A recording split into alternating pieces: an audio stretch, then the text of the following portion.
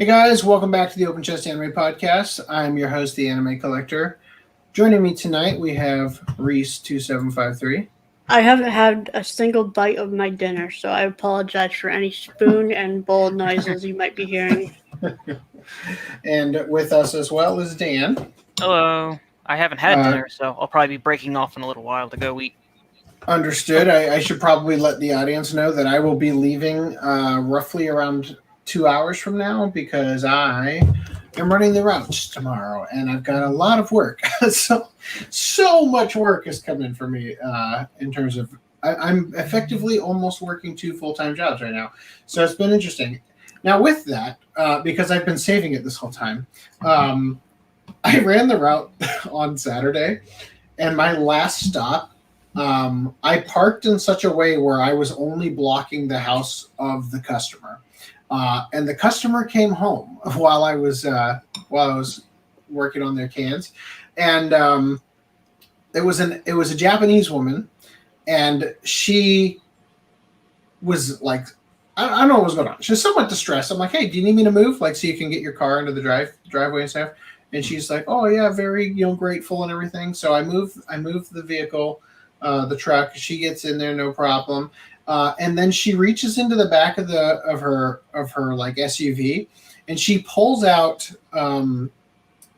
we call it like a flat of water is in the plastic, right? She pulls out a big thing of cans of Mickey's apple from Lot. Yeah, so I guess it's like carbonated apple juice. The best part, though, is as she reaches in frantically, she throws that shit out. Just the one can. It is bent, all terrible, destroyed, right? And she just picks it up and hands it right to me. And I was so tempted to just right in front of her. You know? That's probably a good idea that you didn't do that. Yeah. You well, I saved it for tonight. No, I love this though. It says Mickey's apple, new feeling of soda beverage. Oh hey FDM. Yeah, she's actually not late enough to have a due date. New feeling of soda beverage, no caffeine, no preservatives, and no corn syrup. So I'm going to try this new feeling of soda beverage. Oh, that didn't spill. That's good.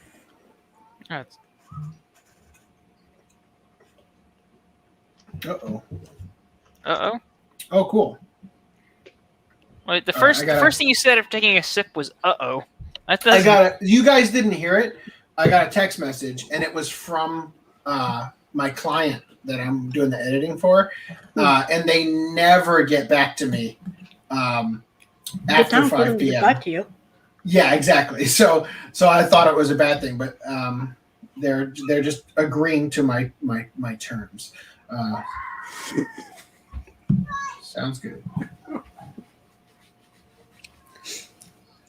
Cool. All right. Do you guys hear me? Yes. How you doing, buddy? I'm existing. That's pretty good. That's great. Yeah. That's a great state of being. I asked if you guys could hear me because I'm using my other interface this time, and I haven't used it before for mic. No wonder you sound like Ash. Yeah, Ash? You don't sound as good as your old mic, your other one. The one. Do you need me to increase it?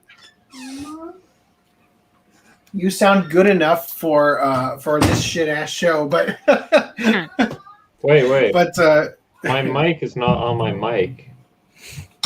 There you go. That would explain it. Christopher Barker, I hope you're doing well. Okay, so I have since I've got to go to work in the morning and I've got to run the routes and everything. I'm going to try to get through a bunch of the real important stuff, lickety split, so that I can get that done. By the way, at 8:30, I'm taking a bunch of this dye-free ZQL, which tastes way better than it should. How about now? Do you guys hear me now? No. Please. You're trying to get you back on the full screen. Okay. Well. Okay. All right. This is I'm glad to see that I'm working on the clock during my show to respond to these messages. Okay. Here we go. So, first and foremost, if you guys would like to support the Open Chess Anime Podcast, there are multiple ways to do that. Number one is probably liking, commenting, sharing the video, telling your buddies about it, asking your parents to watch, all the things that will get you disowned from those circles. You could also just give us money, though, and a good way to do that is through the Patreon or Super Chats. Alternatively, if you would like to support the Anime Collector channel and show me that there is a desire to see my content, you could also, donate to the Anime Collector Patreon. Because working 2 full-time jobs is making it less and less likely that there will be more content. In fact, it's actually making the podcast quite difficult, but I'm managing. There's also Stealth Weeb, which I just logged into. So here's a bunch of shirts you can't get anymore, like this one, and other ones that you didn't get fast enough. Shame on you. Anyway, so I do have a new one that I haven't put on yet, but I worked on from the Slime Diaries? Mm-hmm. Yeah, I made it. Everything's made. It's ready to go. I just haven't figured out what I'm going to write for the description yet, so it's not up yet. That'll be coming soon. Anyway, so jumping right in, I thought the most important thing we were going to talk about tonight was this. Funimation reached a settlement in the class action lawsuit over allegedly violating the Americans with Disabilities Act by not making their website for streaming anime cater to the blind. So here we go.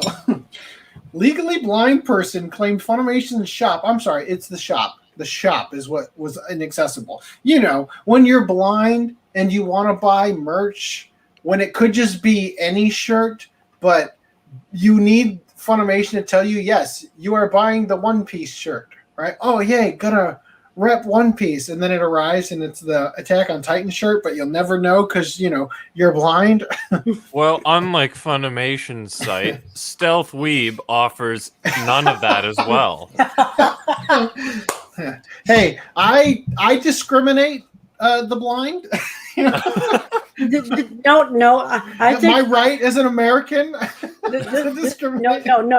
Stealth Weeb is approved by me because I am almost legally blind. And is probably approved by Lance as well. Well, these are all good things. All right, so here we go. So It has my seal of approval. yeah, you're the only one so far who's written a review. You gave a blind pass? Yes. though I did request one from somebody I corresponded with today who bought the Gate shirt. This individual was very concerned that it wasn't going to fit because I think that they were reading the chart as circumference and not width. So they were concerned that 5XL was too small. I convinced them to go with a large, and they told me today that it fit perfectly. So I'm very pleased to hear that, and I hope that they enjoy that shirt for all that it's worth. I was thinking about buying another Hunter hat too. Oh, well, there you go. See, they practically sell themselves. All right, That's incest if you buy it. Okay, so documents for the class action lawsuit that Janissa Angelis, a legally blind person, filed against Funimation Global Group LLC in January, revealed that the lawsuit was settled out of court. Funimation, are you that woke that you're like, well, the person's handicapped, so we can't go to court over this. Just give them whatever they want. The documents provided no other details of the settlement. The corresponding notice of settlement was filed on March 12th. Funimation declined to comment with ANN on the lawsuit settlement. Yeah, out of embarrassment. Background. So I think this is actually all the stuff we've already read, but stop me if you've heard it before. Angeles filed a class action lawsuit against Funimation in the District Court of the Southern District of New York on January 13th on behalf of herself, quote, and all others similarly situated, that's you, Reese, alleging that Funimation's website violated the Americans with Disabilities Act. Well, The I want lawsuit. my compensation. Yeah, seriously, it's class action. That's the entire reason they settled. They're like, shit. Oh, man, can you imagine all the blind people that clearly know about this class action lawsuit because they got a letter in the mail alerting them to it? If we don't do something, we're going to have to pay out individually to all these people. So let's just give a Funimation gift card. We'll tell her it's $100. It's actually 10. You know, she's blind, right? You know? Anyway. All right, so the lawsuit claimed that Funimation had failed to design, construct, maintain, and operate its website to be fully accessible to and independently usable by Angelus and other blind or visually impaired people, which it claimed was a violation of her rights under the Americans with Disabilities Act, or the ADA. The website referred to in the lawsuit is specifically the shop.funimation.com website. The lawsuit stated that Angeles was a visually impaired and legally blind person who could not use a computer without the assistance of screen reading software, and was proficient at using the non-visual desktop access screen reading software. Angeles reportedly visited the shop.funimation.com website on multiple occasions, including in January, to make a purchase, but was, quote, denied a shopping experience similar to that of a sighted individual due to the website's lack of variety of features and accommodations.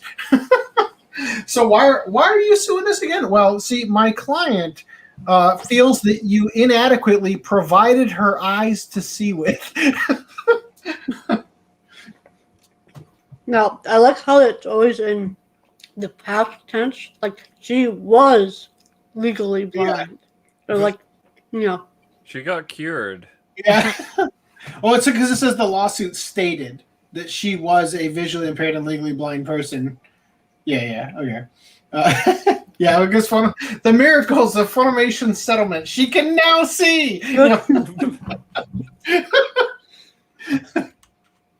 Okay, so she was denied the shopping experience similar to that of a sighted individual due to the website's lack of variety of features and accommodations, which effectively barred her from being able to determine what specific products were offered for sale. Specifically, the lawsuit claimed that features on the site lacked alt text and failed to, quote, add a label element or title attribute for each field. So I assume the way this works is if I'm legally blind, which is basically if I squint really hard for a full minute and then open my eyes and it's super blurry, I think what it is designed is if I mouse over the image. Well, I'm glad to have offended you. If I mouse over this image, I think it's gonna go like boxers hitting faces, or something like that. It's gonna verbally explain what you're looking at here. Or in the case of a well-managed website, it would have a tag that says Ashita no Joe or whatever. You know what I mean? Click here for boxing review or whatever. Anyway. So specifically, the lawsuit claimed that additionally, the lawsuit stated pages on the site contained the same title elements, and the site contained broken links. Damn. Can you imagine getting taken to court by some blind-ass person just because your links are broken? The lawsuit stated that Funimation... Like, seriously, why can't this woman go after YouTube for all of its faults? Like, fix the site. I'm going to step away, guys. Keep going. Right on, man. YouTube would settle so fast. So the lawsuit had stated that Funimation had therefore engaged in acts of intentional discrimination. Fuck. For having broken links? Are we being real here? What was that for site maintenance? The lawsuit asked for a permanent injunction that requires Funimation to retain a qualified consultant acceptable to Angeles to assist Funimation to comply with the web content accessibility guide. Damn, I gotta tell you, lady, this is a very bold way to get your cousin a job, but it's working. The World Wide Web Consortium maintains the WCAG, according to the supplementary information on Title III regulations of the ADA. Although the language of the ADA does not explicitly mention the internet, The Department of Justice has taken the position that Title III covers access to websites of public accommodation. Seriously, can we sue like Pornhub for not catering to the blind? Who's got the deepest pockets? Where can I get in on this? I just need to go blind first. The department has issued guidance on the ADA as applied to the websites of public entities, which includes the availability of standards for website accessibility. See, I understand that for like government sites like the DMV or something if you're blind, but this is fucking Funimation. Like, are we being real here? An agency, and similarly a public accommodation with an inaccessible website, also may meet its legal obligations by providing an accessible alternative for individuals to enjoy its goods or services, such as a staffed telephone information line.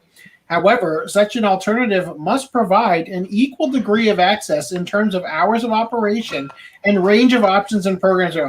Okay, are you telling me that because I can access the website 24/7, that 24/7 there needs to be a person on that phone able to answer my blind ass questions? Yes.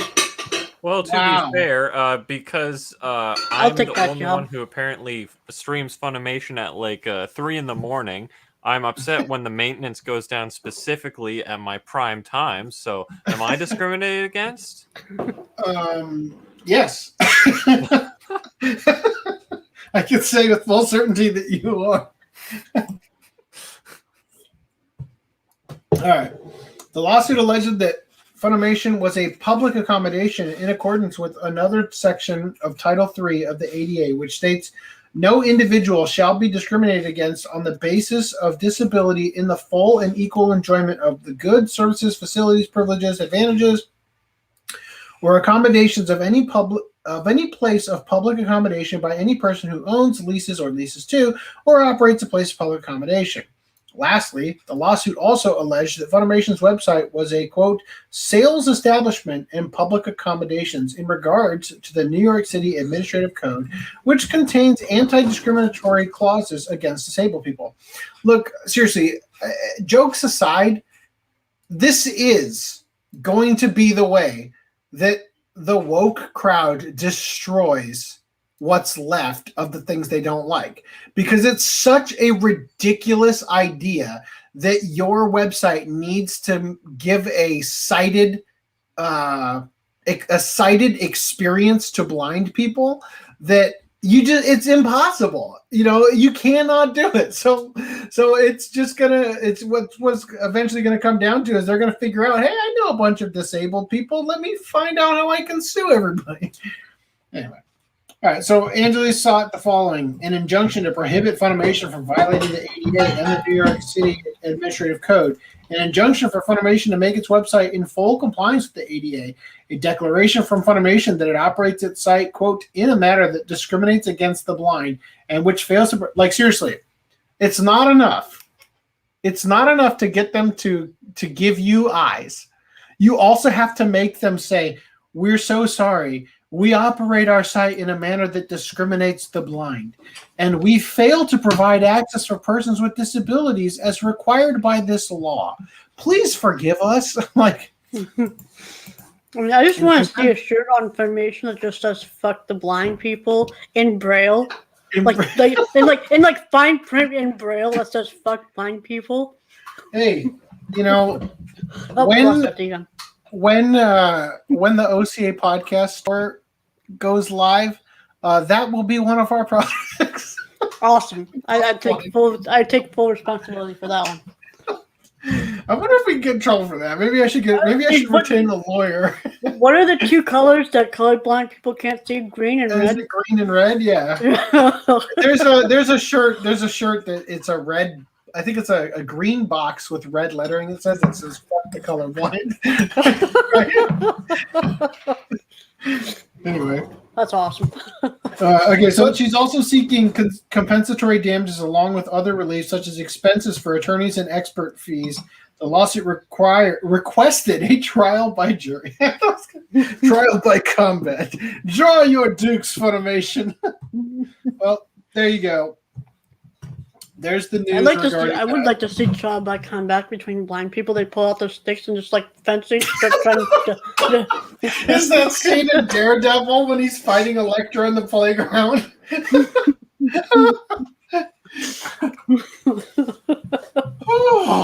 Okay. Monogatari character designer Watanabe Akio contracts the coronavirus. By the way, Reese, I just want to give you a heads up that I'm not going to get to it.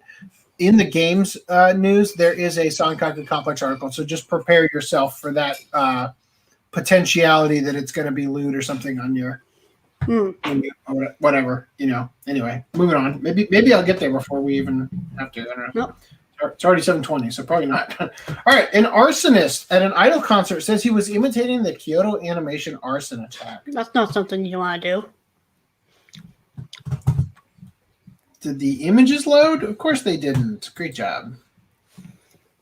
I don't know what it is about Sora News 24, but I have more problems with this website running in Brave than any other website. Did Dan say he was going to be back? Yeah, I think he went to grab food. Okay. I got to step away for like maybe 5 minutes. So you're going to be on your own for a little bit. Oh, no. Sorry. Myself. Oh, it's not even an image. It's freaking Google Maps. Is it literally? Okay, I was going to say, is it literally just going to be Sora News, or not Sora News 24, KyoAni's headquarters? All right. So Japanese laws. For real now. You had to restart just because I told you to block the ads? All right. Okay, so an arsonist at an idol concert says he was imitating the Kyoto animation arson attack. Japanese laws may need to be strengthened to stop more copycat attacks from occurring. Are you serious? They need to be strengthened? Is it not already illegal to murder people with fire? That's unbelievable. On the 24th of March, a man was arrested on suspicion of setting fire to a building in the city of Tokushima, where a Japanese idol group concert was taking place. Today, investigators revealed that the man told them he was aiming to imitate the deadly Kyoto animation arson attack that occurred in 2019.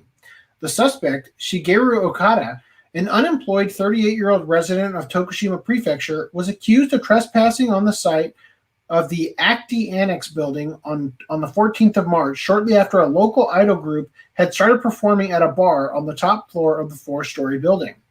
The latest image of the Acti Annex on Google Maps dates back to April 2019, before the recent blaze. I see you there, buddy. I got you. You're back. Okay. So it's kind of funny when Sora News 24, oh dear, when they use this image for every article that has anything to do with the Kyoto animation arson, you get this recommended stories. Boom, boom, boom, skip, boom, boom, boom, right? It's just the same image for every single one of them.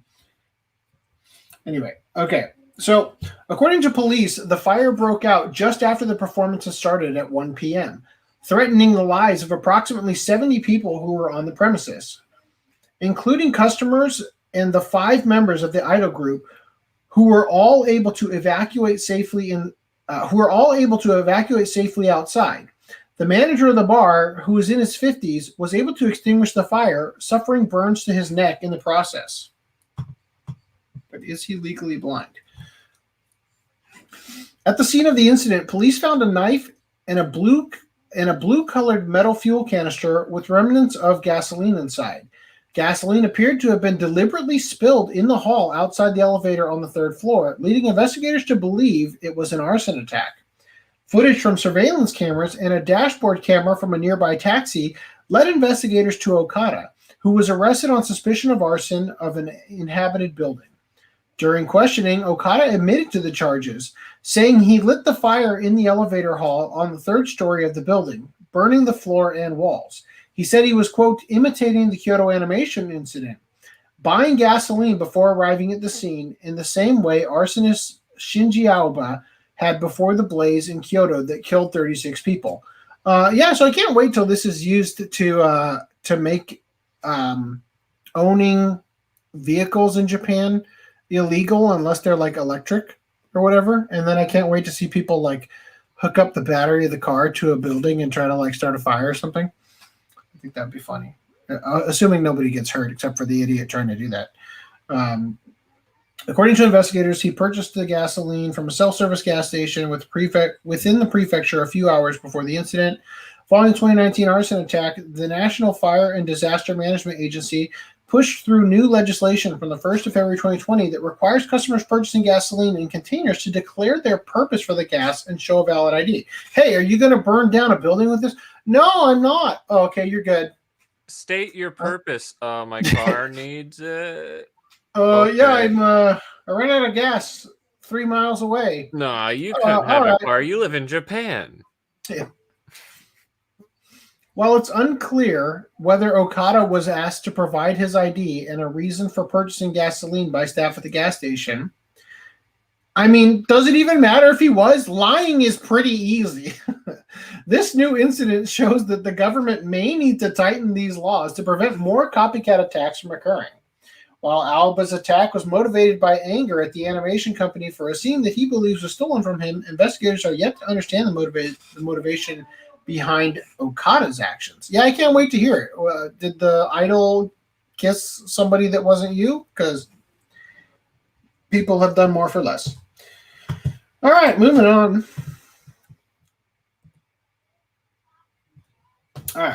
Haruka Takachiho planned Crusher Joe 2 film with Katsuhiro Otomo, but it never happened.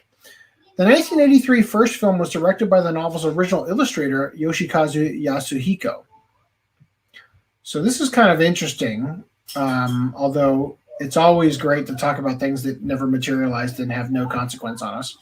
Japanese sci-fi author Haruka Takachiro, God damn it. Japanese sci-fi author Haruka Takachiho revealed on Twitter today that he planned a sequel to the 1983 anime film adaptation of his popular novel series Crusher Joe, and that it was supposed to be a collaboration project with Katsuhiro Otomo. The first anime film was released in Japan on March 12, 1983. It was directed by the novel's original illustrator, Yoshikazu Yoshihiko. Yeah, God damn it. Yoshikazu Yasuhiko, on a screenplay co-written by Takachiho and Yasuhiko. God damn these names. Otomo joined the first film as one of many guest designers, including Akira Toriyama, Hideo Azuma, and Rumiko Takahashi. Well, these are all things I didn't know before. So here's what they wrote in the tweet. A long time ago, I spent a night with Katsuhiro. The context of that is quite funny to me. A long time ago, I spent a night with Katsuhiro Otomo at a Japanese inn in Shuzenji, working on a proposal for Crusher Joe. For Crusher Joe, the movie too. Otomo drew the storyboard for the beginning of the film, colored it with markers, then handed it over to Sunrise, but the project fell through. And now I don't even know where Otomo's hand drawing storyboard and proposals are. Maybe hand-drawn would have been a better way to say that. Mikikazu Komatsu? Okay, maybe I can give you a break. So the anime project later followed with 2 OVAs without Otomo's involvement. Crusher Joe, The Ice Prison in February 1989, and Crusher Joe, The Ultimate Weapon Ash in June 1989. So I know that you're muted, but if you can hear me, FDDM, do you know if the Discotheque release has these? I know that the original movie was released as Crusher Joe, and I think there was 1 OVA on it. I don't recall. Do you have any idea, Reese? What's the question again? So they're saying here the Crusher Joe anime series was a movie followed by 2 OVAs. Yes. Crusher Joe, The Ice Prison, and Crusher Joe, The Ultimate Weapon Ash. So my question is, did we get those? Because I know that we got at least 1 OVA. We got 2 different releases. One was for the movie, one was for the OVA series. So what's the DVD I have got on it? Because it's got 2 things. Maybe it's the OVAs. Yeah. I don't know. Interesting. Great OVAs, by the way. Would love to do a watch club on them. Anyway, I'm just waiting for the 4K to inevitably get released in U.S. Me territory. too. That'd be great. Okay. The World Ends With You TV anime opening theme song changed due to the arrest of Ollie's drummer. Oh, no. So what kind of cocaine did he do, I wonder? Well, The TV anime adaptation is scheduled to broadcast this Friday. In a very last-minute change, the previously announced opening theme song for The World Ends With You, the animation TV anime, great way to write that, has been changed due to the arrest of drummer Kahario from the band Ali, or ALI, or however the hell that's supposed to be pronounced.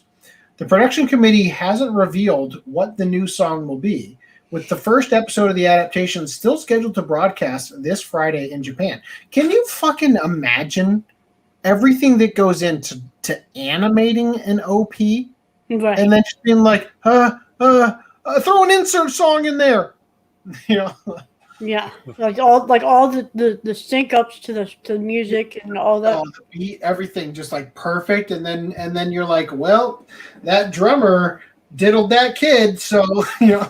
God. Should we should we get them to record the song with a new drummer? No, of course not. He's associated with the band. That'll never work. You know.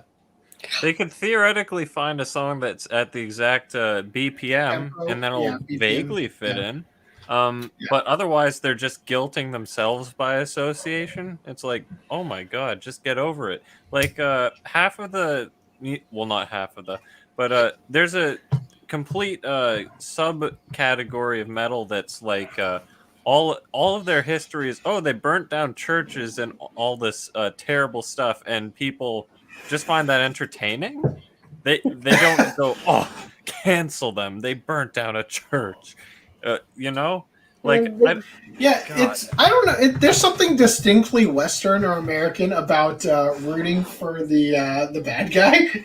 You know, like I remember when I was a kid, I used to come home from school or whatever, and we turn on the TV. Or like I remember a couple of times when one of my parents was bringing me home from something like some after school activity. Like my mom was driving my brother and I home, and we get home and my dad's at the TV's like, come here. And then they were like watching a high speed chase, you know, like, on TV. And I just remember like sometimes you watch the criminal do something so ridiculous, but because you know the street they're on, it's so exciting, right?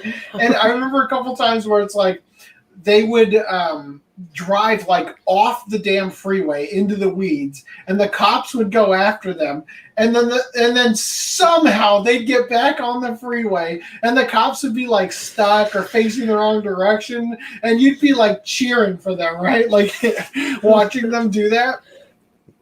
So I don't know. Apparently that doesn't happen in Japan. You know, even though they stole all that money, sometimes you just like you watch the effort they're going through and you just kind of want them to get away with it. Yeah, so Random 11 is making a good point here. He says, you have to wonder what it was. Hopefully they'll tell us. Because if Rurouni Kenshin can survive, why can't this song? Yeah. And in like two weeks, nobody's even going to remember or care. Yeah. And here's the thing. I'm going to go listen to this later. Ali was set to the ALI was set to the opening theme. Oh, okay. They mean was set to do the opening theme, Teenage City Riot. I don't know. That's weird. For the World Ends With You, the animation. But due to the arrest of Kahario on yet to be revealed charges, Sony Music asked the production committee to change the theme song, of which they oblige. It's going to be hilarious when it's mistaken identity or something. And he's not actually guilty. Yeah, it's going to be something like, for like starting a fight, and it's like, well, actually, he saved that woman. You know, like he beat up her mugger or whatever. You know, right? He said maybe it would have been different if the manga or anime was running when he got arrested, though. I guess yes, very very true regarding what's his name? Wakatsuki, the Kenshin creator, Dr. Child Porn. But due to the arrest, blah, blah, blah, they asked him for a song, of which they obliged. The production committee confirmed that this will not affect the broadcasting schedule for the series. Any mention of Ali on the music section of the official website has been scrubbed, with just the mention of Asuka's Carpe Diem ending theme remaining. See, it's a damn good thing that it wasn't the drummer for the ending, because remember the ending's being animated by Ilya Kuvshinov, right? It is. Yeah, remember that was an article we covered for this thing. That'd be right. So that would suck. Ilya Kuzhinov is like, for real, guys, you're scrapping my ending and putting like still images over Apple and iMac slideshow, like, you know. The World Ends With You animation is scheduled to begin this Friday on the Super Animeism block in Japan, with Funimation streaming the series in the West. So I can't wait to hear their localization. Oh, that reminds me, I didn't bring in the what was it? Ladies and Bros and Non-Binary Hoes. Oh God. That thing. Yeah. That thing inspired me to make a to kill Funimation. That too. No, Yeah. inspired me to make a Funimation cringe dub adaptations compilation. Except I won't include that one because people are clearly going to say, "What do you mean this is cringe? That's biphobic or whatever." Yeah. Biphobic. I'll show you biphobic. Okay, an anime company breaks down the production cost of the March 2011 10-year commemoration OVA. So yes, it looks like ass. I know that. So it's not like a great. Sorry, I'm scratching a bug. So it's not like a great comparison to other anime, but it was interesting to see they put in US dollars how much it cost.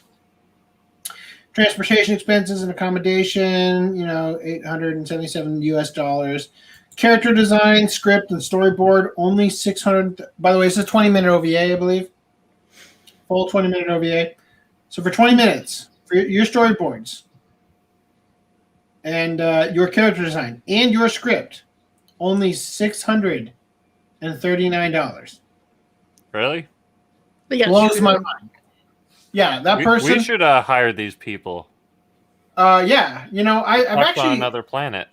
Let me just I'm just gonna say that I've been considering, if anybody knows of anybody who would be a good fit for this, I'd like to hire somebody in the anime industry who is capable of doing basically everything from the ground up. In terms of, if I say, look, I want to have a little sister writing a letter. It's very minimal animation. I just need you to animate her kicking her feet while writing and showing different levels of cuteness.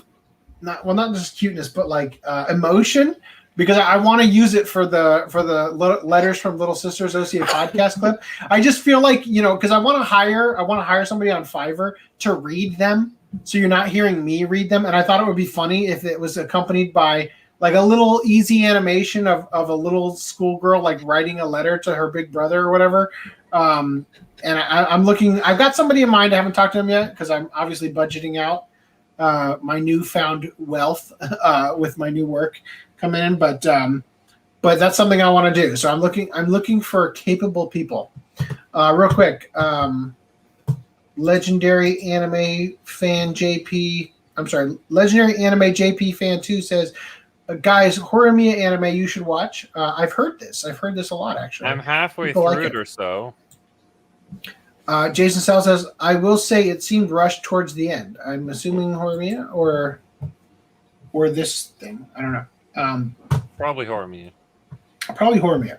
Okay, so layout, key animation and in-betweens, finish animation, and backgrounds were $14,686.52. Dialogue recording, which was outsourced to Kotori Voice. Sound effects, music, other, which was $0. I don't know why that's in here at all.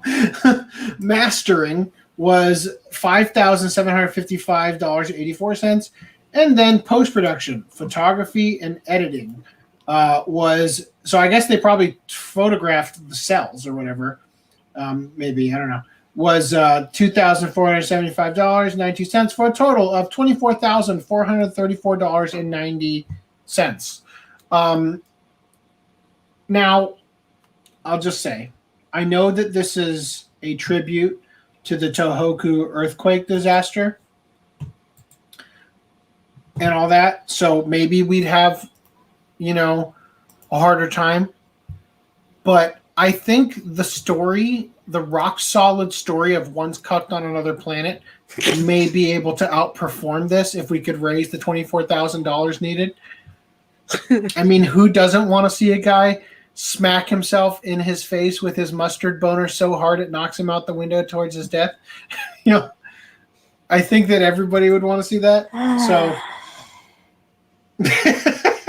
what's the groan for? Let's see, how many? Only 13,000 views? I could beat that easy. Are you for real? Easy, we could beat that. I was expecting, like, I'm like waiting, like talking it up, like how many million am I gonna have to come up with? Like how many millions of times I'm gonna watch this video? Well, there you go. Remember, Alpha Samurai had like the at the time had the biggest budget per episode. Yeah, I think it was $1 million for I thought it was like $5 million per episode or something. Wow. If it was it's probably because 90% of it for Samuel L. Jackson. Yeah, I was gonna say if it was $4.5 million per episode was going to Samuel L. Jackson. I don't think it'd be that much. You'd be surprised. Anyway, yeah, I don't think the animation in that is. I don't know. I don't know. We'll have to look it up. You don't think it's hot shit? I don't think it's warranted of $5 million unless those were all Western artists and not anime. All right, the big news tonight, guys. Big West, Studio Nue, and Harmony Gold USA have agreed to global distribution of Macross / Robotech. So this is interesting. I didn't expect to see this in my lifetime. I thought there was the potential for it, but I had heavy doubts considering the past of Harmony Gold. Yeah. Because it actually doesn't. It doesn't seem like it's Harmony Gold that was. I think Harmony Gold gets a bad rap in this whole thing. But go ahead, continue. I was going to say because when Harmony Gold announced that they were renewing the license and everyone had their pitchforks out, including myself, I watched the interview that. Was it Clownfish TV or whoever had? They were talking to the big Harmony Gold guy, and it's like, I know you guys won't like this answer, but there's a lot I can't say. Blah, blah. And that was more or less his answer. They had nothing he could tell us. But I think I don't know. I can't remember if they said that they were trying to. I don't know. They were going to do something, but. I had no hopes for it because I'm like, well, they've done nothing the past infinite years for at least Macross itself. Besides, I mean, technically they have put it up on streaming, but it's only sub only. And right, and there's a reason for that, actually. Are you familiar with why there has been an issue? No. It effectively too many cooks in the kitchen who all think that they are top chef and get to make decisions. And then the knives come out and they start cutting each other. Like, wait a minute, no, I own this. I own this souffle, right? Anyway, so let's read this real quick. I've got some interesting bits here. So Big West also agrees not to oppose a live-action Robotech film. To which I say, please no, even though they've been talking about doing one for ages. Big West and Studio Nue and Harmony Gold USA announced on Friday that the companies have agreed to allow the immediate distribution, like right now, of most Oh. Macross television sequels and films. That's the concerning part. Yes. The agreement signed on March 1st, that's a month ago, also confirms that Big West, quote, will not oppose the Japanese release of an anticipated upcoming live-action Robotech film. Big West will no longer contest Harmony Gold USA's exclusive license with Tatsunoko for the use of 41 Macross characters and mecha designs in the Robotech television series and related merchandise outside Japan. The companies agreed to cooperate on the distribution of future Macross and Robotech projects. Okay, so I'm going to read the background here. Spoiler alert, I've read multiple articles about this, and I'm giving you the best. And I'm feeling like maybe I should have used the Sword News 24 one. I've read these articles. Like, there's not a whole lot more than just that. In fact, all that looks like is it's just telling you, oh, it was made. The original Robotech was made of the original Macross. Here, let me start with this. Let me start with this one real quick. Funimation currently holds the license to the Robotech series produced by Harmony Gold as the result of an updated licensing agreement. Hello, child. What's up? I like your hair. I love your hair. Did it get brushed? No, it didn't. No, it didn't. It's my hair than you brushed it. Let me see it. Let me see your hair. Come here. Only I can see. Come here. Is it time for bed? It is. Actually, it's 45 minutes past time for bed. I can tell because I intentionally started at the time they're supposed to go to bed. No! Don't. Hey, go upstairs and grab a melatonin out of the jar, okay? Thank you. Your hair is so clean and adorable, and I'll come up and give you a kiss later. Okay, you can. Okay, you want this? Please bring that to your mom. I don't really want it in the backdrop anyway. Apparently, I forgot to take my son's butterfly life cycle thing off the door anyway. All right. Thank you for wading through that. Funimation currently holds the license to the Robotech series produced by Harmony Gold as the result of an updated licensing agreement signed by both companies in 2019, prior to Sony's complete purchase of Funimation. The agreement includes all of the animated Robotech output in Harmony Gold's catalog, as well as home video and streaming distribution. I will stress that while this announcement is being simultaneously hosted on both Funimation and Harmony Gold's respective websites, neither side has explicitly confirmed acquisition or distribution of Macross titles. This release is... What's up? I was going to say, have you read Funimation's article when they acquired it? No, you talking about the blog here? This one? Probably. It's the one from 2019 or whenever it was, where they said, no. It's coming. No, it's not. So okay. So I'm gonna read the Anime News Network one in a minute, but the crux of the disagreement is over the fact that one of the companies involved is arguing that Robotech and Macross are the same thing. And in this situation, I would like to note, Funimation currently holds the license to Robotech, not Macross, Southern Cross, Mosbite, right? So anyway, so neither side has explicitly confirmed acquisition or distribution of Macross titles. This release is only confirming that the legal battle between Big West and Harmony Gold has been formally settled, which will allow for the future acquisition and distribution of the subsequent Macross films and sequels outside of Japan, while also allowing for the distribution of Robotech outside the US. It'd be really, really funny.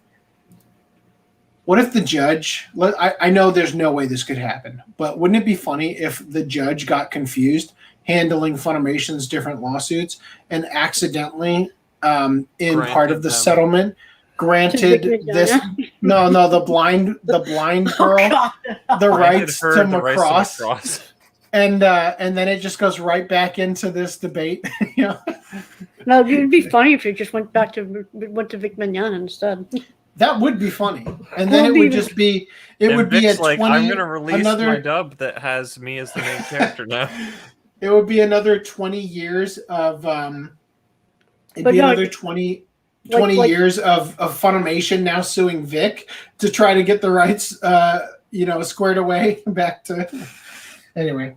All right, so let me go through real quick the stuff here. I think this is worth hearing. So here's the background. Studio Nue launched the Macross franchise in 1982 with the Super Dimension Fortress Macross, a television anime series featuring the themes of a love triangle, music, and transforming fighter planes.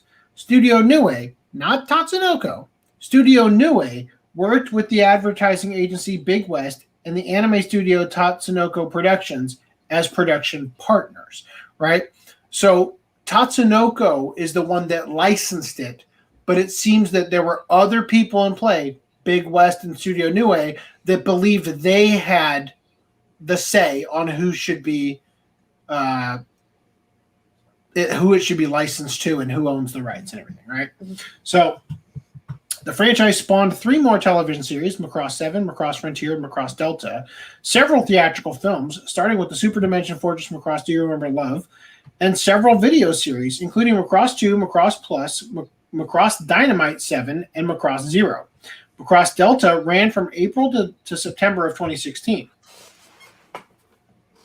After a preview of the first episode in 2015, a new Macross Delta feature film and a new Macross Frontier short will open this year.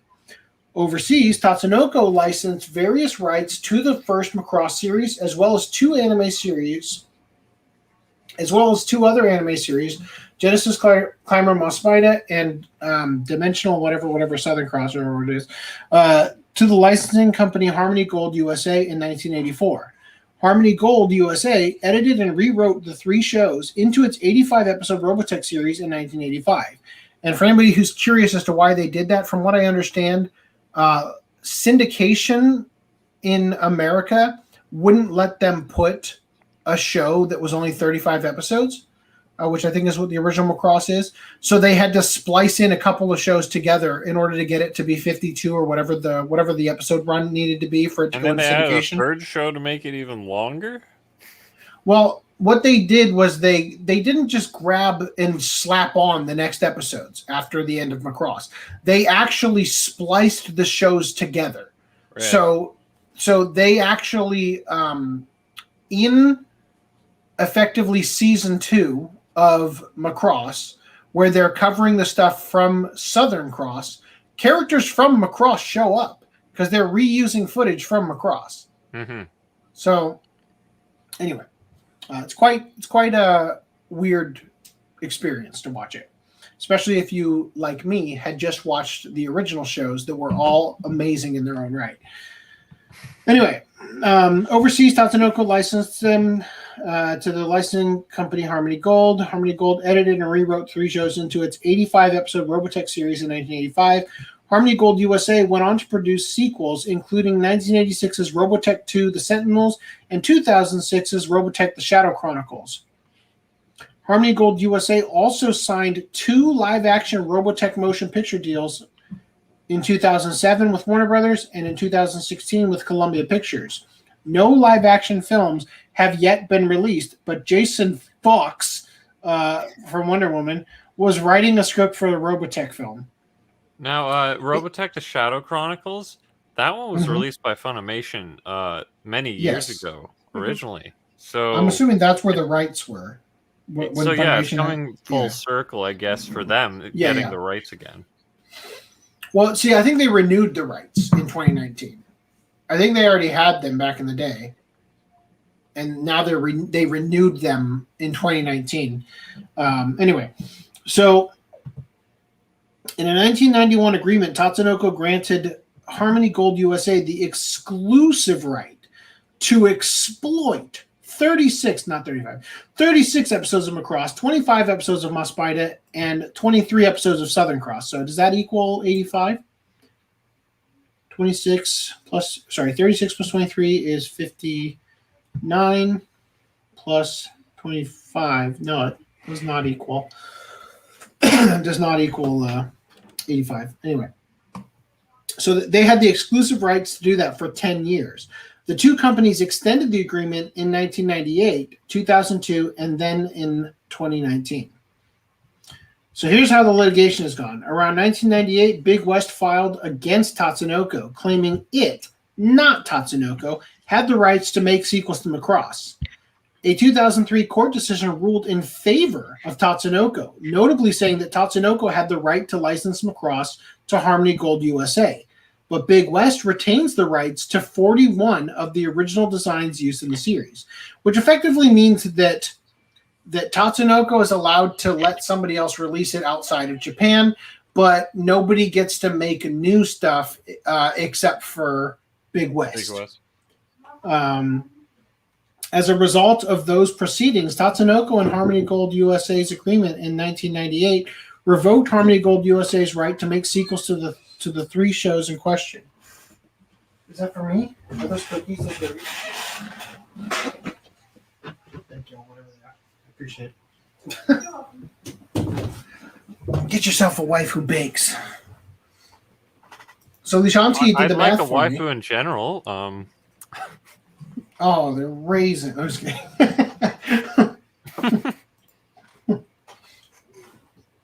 They're chocolate chip. Dan knows they're good, except that they tasted way better that night because they were still fresh. Okay. Where was I? As a result of these proceedings, Tatsunoko and Harmony Gold's agreement revoked Harmony Gold USA's right to make sequels to the 3 shows in question. But the 2002 agreement restored them for Mospida and Southern Cross only, which is funny because they haven't made any sequels. A 2003 agreement restored Harmony Gold USA's right to make derivative works of Macross, except with the designs owned by Big West. You know, those 41 designs is pretty much the whole show. Tatsunoko disputed this 2003 agreement and its counterclaims, but the court upheld the agreement as valid. Also, as a result of these litigation, Tatsunoko asked Harmony Gold USA to protect Macross trademarks outside of Japan and agreed that Harmony Gold USA could deduct legal fees from royalties paid to Tatsunoko. Tatsunoko also disputed this agreement in its counterclaims, but again, the court ruled in favor of Harmony Gold USA. Okay, so there we go. That's the gist of it. What do you guys think? The cuckening for Harmony Gold is that they'll never... I mean, they can. It's possible, but they'll pretty much never be able to make an HD version of Macross or Robotech because of the chaotic splicing. So what do I think?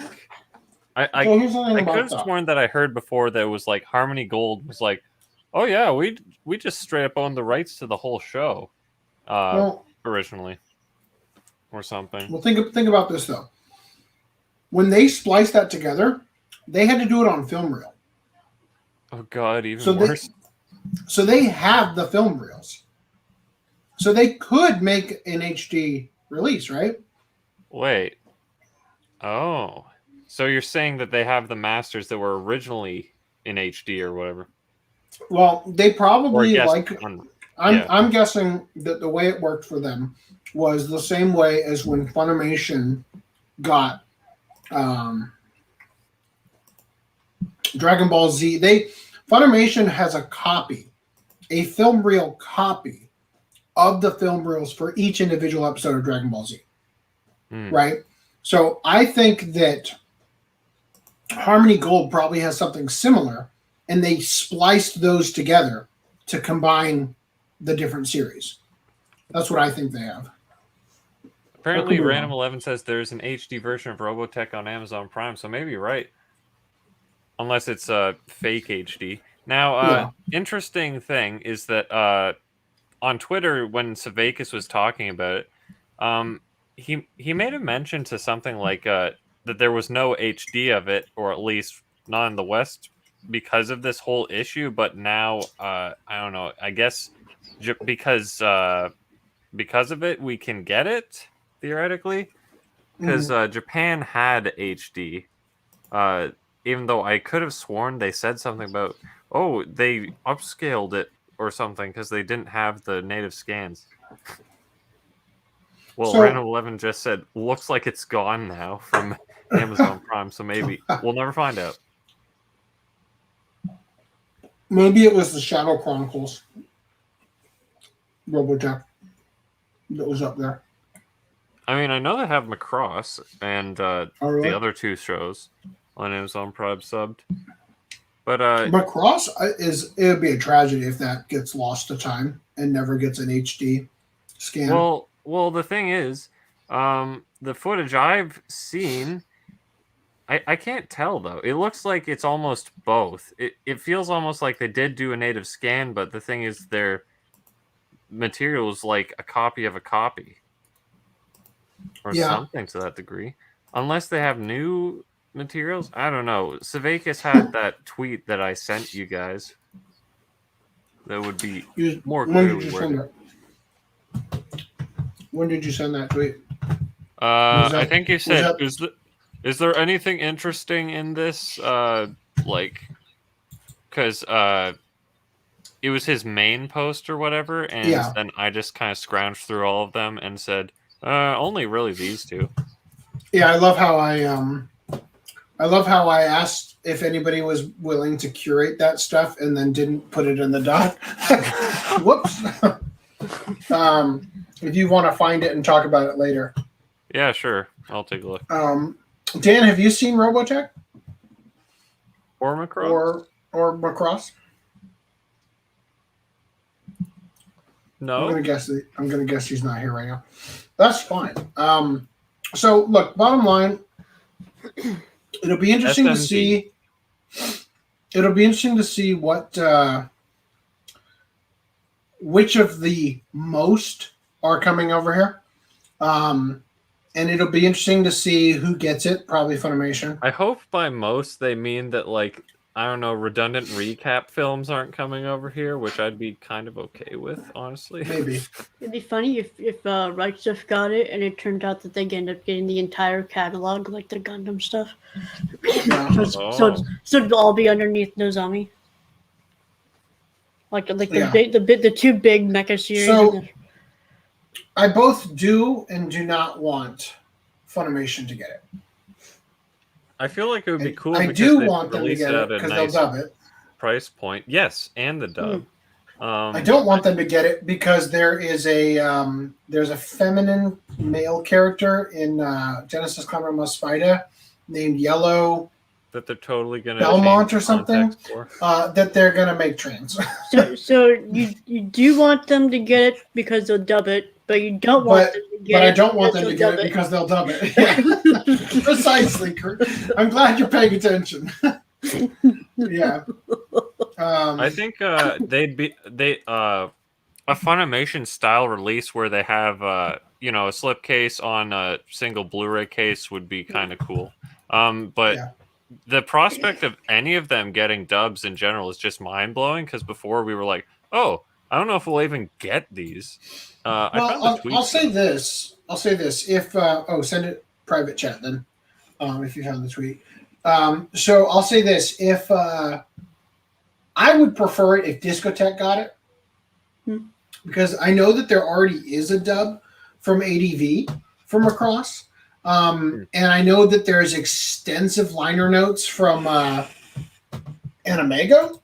And I know that if Discotech got it, they would do it justice. I want us to get the dub in some capacity again available because that seems to be the hardest thing to find, and you can't even get it in 5.1 unless you buy the discs, which is the hardest part.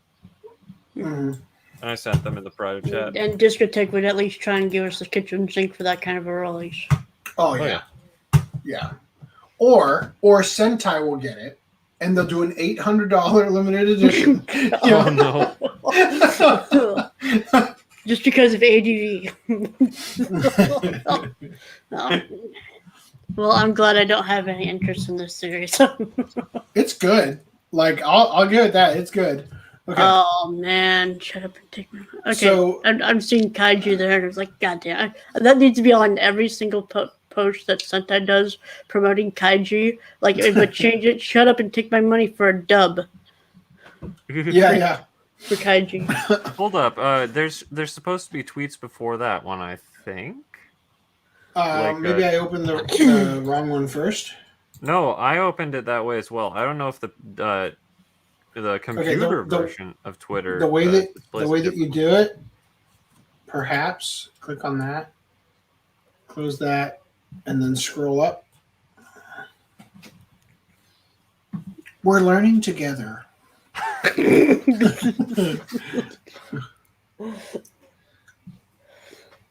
So I had a very short chat with Tim Pool on Twitter this morning. Oh God. Really? And yes. How did that go? Oh, it went fine. Tim, basically, I replied to something Tim said, and he seemed to agree with me, as did about 200 other people who liked that tweet all day. Jesus. Okay, here's what's more to the tweet. FDM. Yeah, read it, bitch. Okay, so Justin Saveka says, "Holy crap, my ats are all friggin' Macross replies / retweets. Correction from post yesterday. Animego's Macross discs actually sold very well, which is why ADV license rescued it. ADV's release face planted very, very hard though. That plus no HD masters is why nobody reissued OG Macross." Majin Tenchi said, "Oh, I thought the Japanese Blu-rays were HD remasters. Standard def Blu-ray, I guess? They are. Harmony Gold was not legally able to use them until now because they were owned by Big West." There you go. Continuing. Just going to have to do that here too. But yeah, so the idea is that, so I guess, yes, they do have HD masters. Yes, because, that is the Blu-rays in Japan were released quite a while ago, I think. Mm-hmm. Okay, what did he say here? Oh yes, I'm glad you got George Horvath's stuff here. So George Horvath said, I'd imagine the difference between selling well and bombing was the fact that ADV made a brand new dub from Macross, and I bet Mari Ijima wasn't cheap even at that time.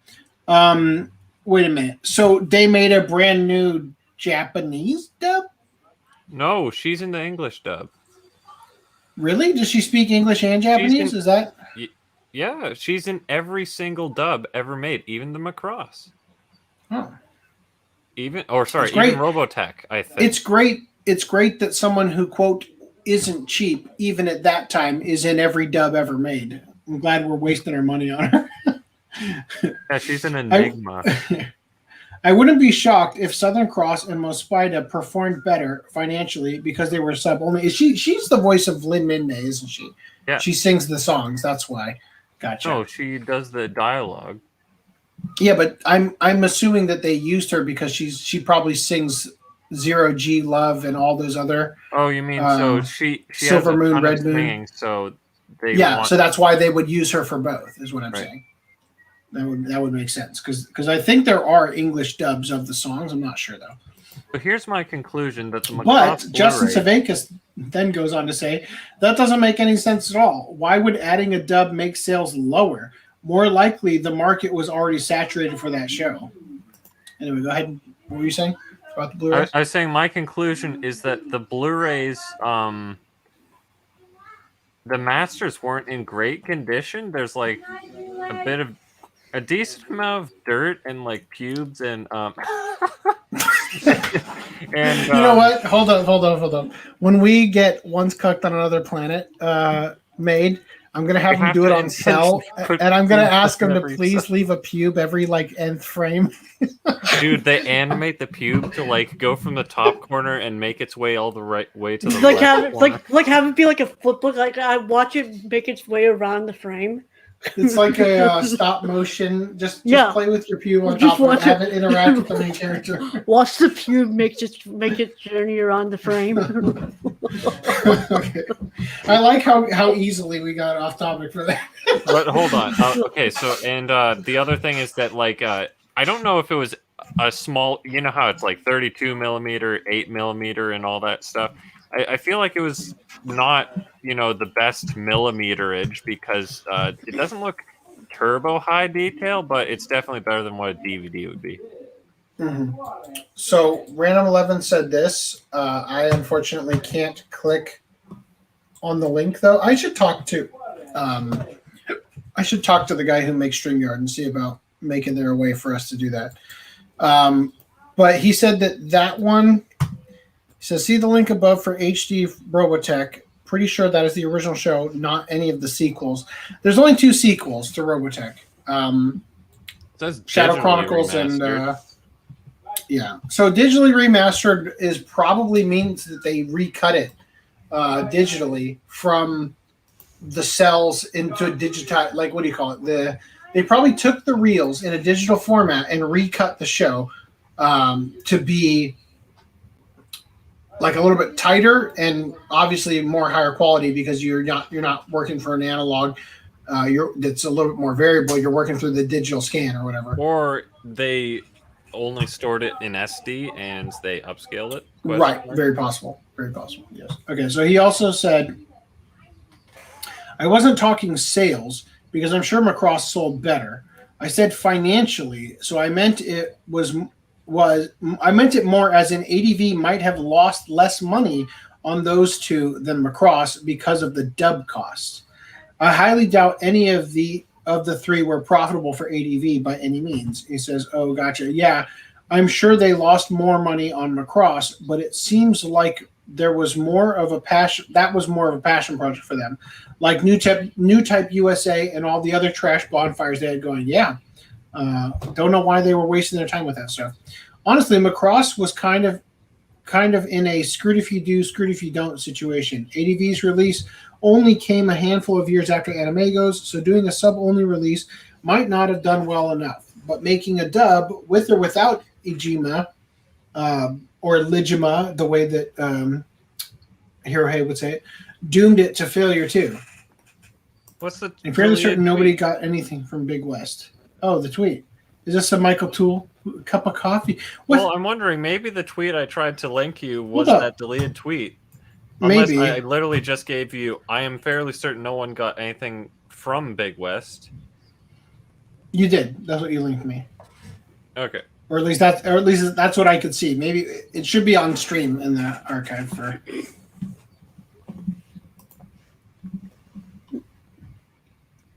Am I or am I not blocked by you? And if I am not, then why can I see I'm not? What the heck? Twitter's blocking thingy or whatever it is. I guess this is deleted though. Deleted by the. It was okay. Deleted. Okay, so the person feels shamed by Justin Savakis for clarifying it. See, I told you guys, it won't stop. I'm too popular now. Anyway. All right, so there's still interesting things to learn here, but I don't know. Do you guys have anything else you want to throw in regarding Macross? I hope we get some pre-orders soon. Okay, does anybody want to do pickups? Done. Well, all right then. Okay. Speed run. What's our time?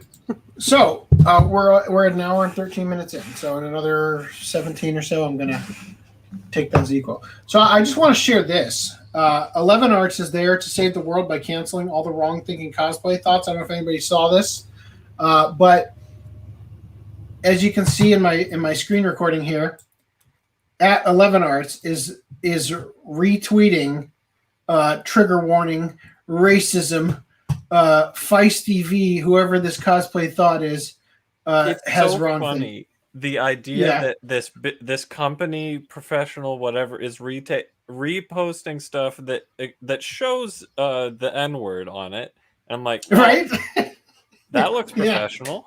Yeah. So the thing is that because, and I probably should have done this, but because I tagged them in it, they realized their mistake, and they immediately unretweeted all of this stuff.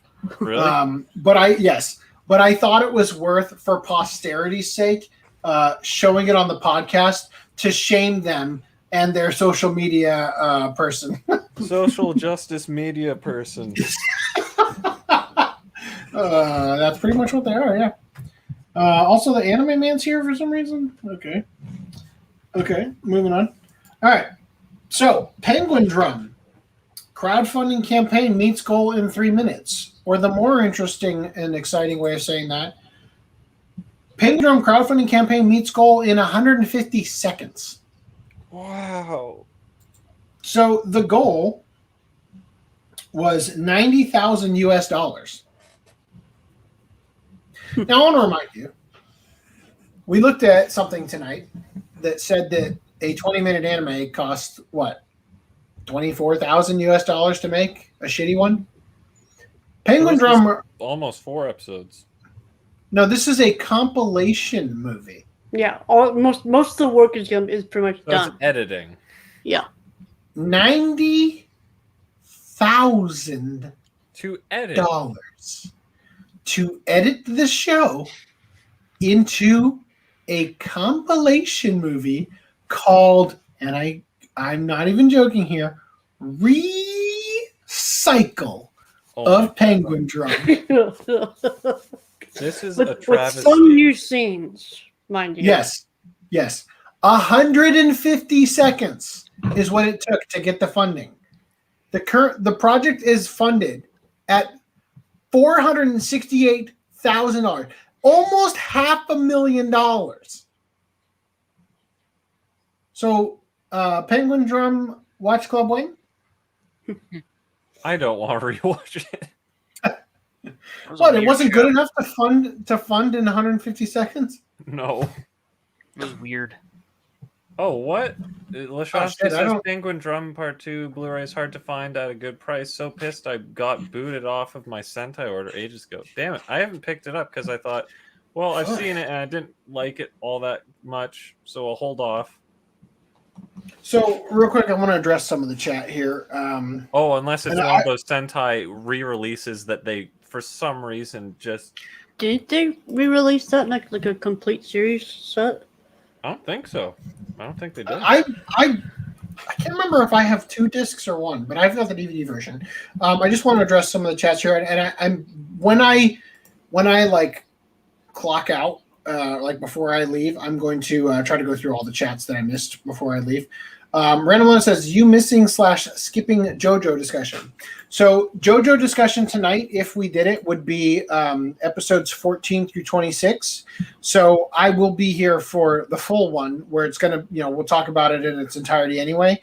I'm hoping that that the guys here and whoever wants to join in the chat who's got access to the link, that you guys can just shoot the shit and talk about whatever things you're currently watching or whatever you guys want to talk about while I'm gone. So you guys can talk about JoJo. You're welcome to. And I'm not going to cry over it because I know I can listen to it and then come back with my thoughts next week. So it's kind of where I'm at with that thought. I went to go turn off the chat by closing the tab and booting myself out of the call. That would be pretty fine. That would have been a cuck inning I would not have gotten back from so quickly. All right. So they did say here, glad that all of my highlights made it through. Come on now. What are you doing here? It says I've got notes. No, it says I don't have notes. Why are you going to do this to me? This site can read data on... Okay, whatever. It's this paragraph. Meant to celebrate the anime's 10th anniversary, the Recycle of Penguin Drum film will supposedly be a compilation of the original 2011 anime and will contain some new elements. Yep, new character's going to have an extra strand of hair or something. They're going to add pubes on the cells. One extra eyelash on 2 characters.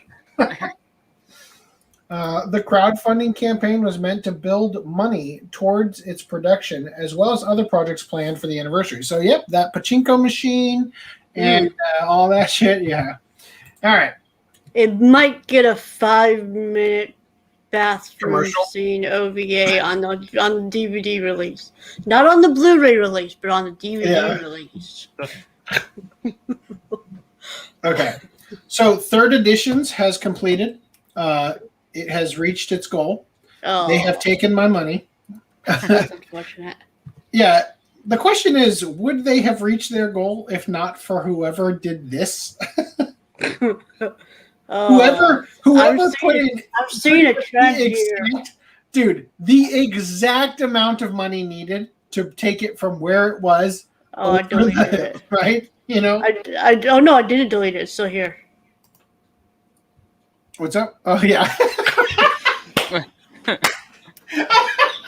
Hey, by the way, just so you know, that was funny, but don't ever do that again because all of the stuff we said about that was before YouTube changed their policy to where we can't talk about that anymore. So we're still mad about it, and none of our views have changed, but we're not allowed to talk about it anymore. Well, I'm in Canada anyway, technically, so YouTube I'm not didn't part understand. of this. In case YouTube didn't understand, while that looked like Biden and Trump, that was third editions and just a generic old guy. Okay, yeah. So that's what it was. You were looking at it wrong. Should I just delete it? Should I just delete that off the overlay? Or no, I gotta wait till the recounts are over. Anyway, so we'll have to correct it later and have it be accurate. Anyway, yeah. So let's just move on before I get us banned. Okay. The Girl from the Other Side. I think this has got 25 days left. I don't know if it'll ever reach its goal. 25 days left. It feels like 25 days ago that it started. Well, yeah. So it's this is like a 60-day one instead of a 30-day one. That's cheating. Yeah, it is. Especially when they got it in the first hour or whatever. Oh, God. They're like cha-ching, cha-ching, cha-ching, every day. They're checking. I wake up. I check out my crypto portfolio. They wake up. They check out their Kickstarter. All right. And it's slowed down considerably in the last couple of days, but it's still doing pretty good. So, Revenge of the Shogun Women, backed by Flip. There you go. I don't have anything more to say about it. Okay. Wait, before you move on, I actually do have a pickup, and it's relevant to Kickstarter. Sorry, I was eating some. No worries. Food when you were some sacrifice. So if you want to put the camera on me, me a second. Start camera. Ta-da! Remember 2 weeks ago I said that I got on the late bandwagon? Oh. Yeah. Nice. Did yours come with oh yeah, okay, you bought the one that I bought both. So mine came with that and another one that's the insides of that on the side. Yeah, it looks good, doesn't it? The slacker back or whatever they call it. Yeah. Very limited with options. Well, but, you got the good version. Look, the premium one. Since mine is still does it have a spot right here, an end label? What I'm trying to say is an end label. It does. It says. You talking about this? Does it say Megazone 2-3? It does. Kinda. Yeah, it does. Kind of. So what I'm trying to say is that mine, because I bought it twice, so I would have the standard and the JoJo Pose version. Mine came with this little booklet, bonus manga and liner notes, which, I mean, it's like exactly half the amount of pages as the liner notes and half is the thing. Anyway. I guess I'm still. Can't wait to watch this so we can talk about you can't beat this hard on or whatever would be the title of that podcast. But okay, yeah. So when 2 weeks ago when I said, hey, when you were droning on, I ordered it. Well, there you go. It came in. Well, that's funny because you're a slacker backer and you get yours before mine when I backed it day one. That's like some serious cucking right there. Yeah. I had that to sue Robert J. Woodhead for existing. No, you're gonna sue him for it's discriminatory. You need to create a site that operates as though I wasn't handicapped with my Canadianism. Lichowski, did you get yours slacker backer and did you get yours ready too? Dude, I should just Lashonsky probably backed it from day one. It's Mecha, right? All right. Let me speed through a couple things here. Yu-Gi-Oh! World Championship 2021 canceled. due to AIDS. I don't know why I find that so funny. The heart of the cards couldn't be COVID. Speaking of Yu-Gi-Oh, hey, the thing is, nothing in the air at any normal Yu-Gi-Oh World Championship isn't more dangerous than COVID.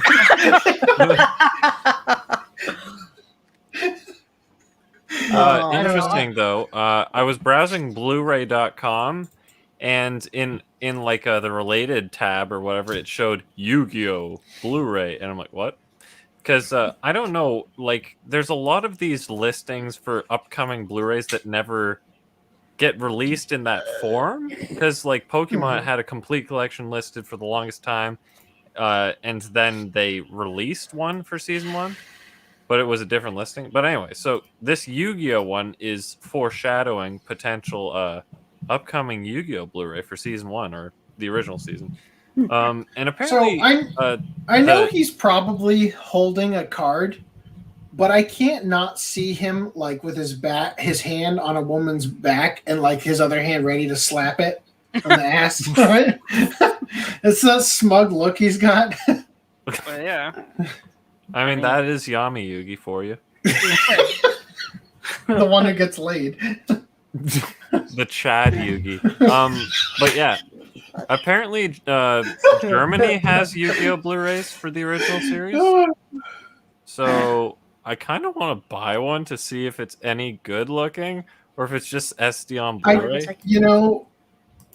Insert clip of Yugi in his Yami Yugi form telling off Kaiba, insert with speech from Hitler as dialogue. I think that would be quite funny. I want to address this real quick. I'm fixing it right now, Random 11. Whoa. Oh, yeah, Lashonsky's you're right. calling some people out here. He said... You're right. I didn't fix it. He says, cause our Yu-Gi-Oh players... I think he typoed this. All Yu-Gi-Oh players are dirty weebs that need showers. No offense, Putnam. Excuse me, I haven't played Yu-Gi-Oh in a while, so I'm technically not part of that crowd. It just reminds me.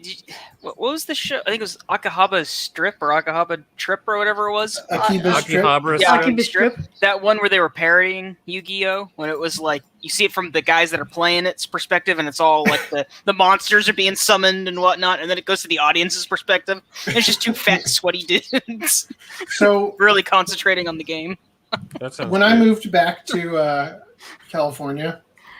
A friend of mine that I haven't spoken to, somebody I went to elementary school with, that I haven't spoken to probably since 3rd or 4th grade, when I stopped going to elementary school and started homeschooling, was saying on Facebook that he was interested in getting some Pokemon cards. He wanted to have a binder just with the original,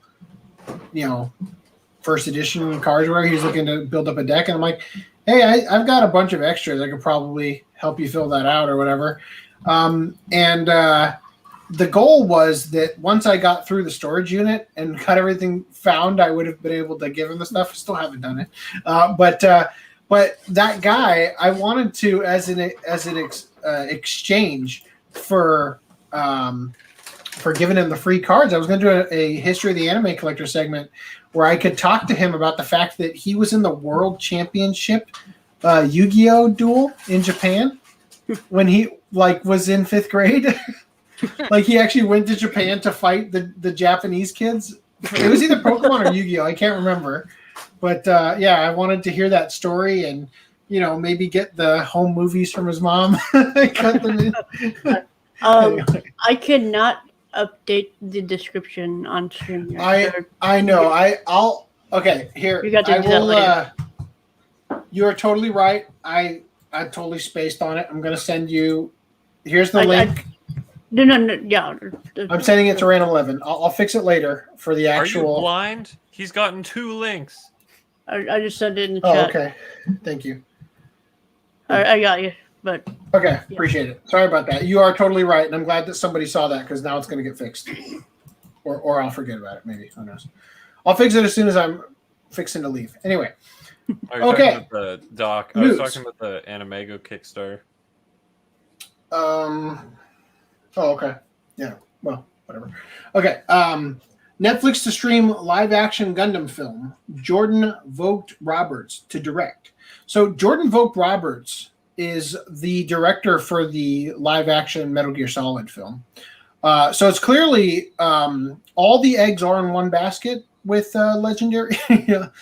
Anyway, so Brian K. Vaughan. Live action Metal Gear? Yep. Did they do a live action Metal Gear? No, they're working on it. So there's a doc. Let me show you guys.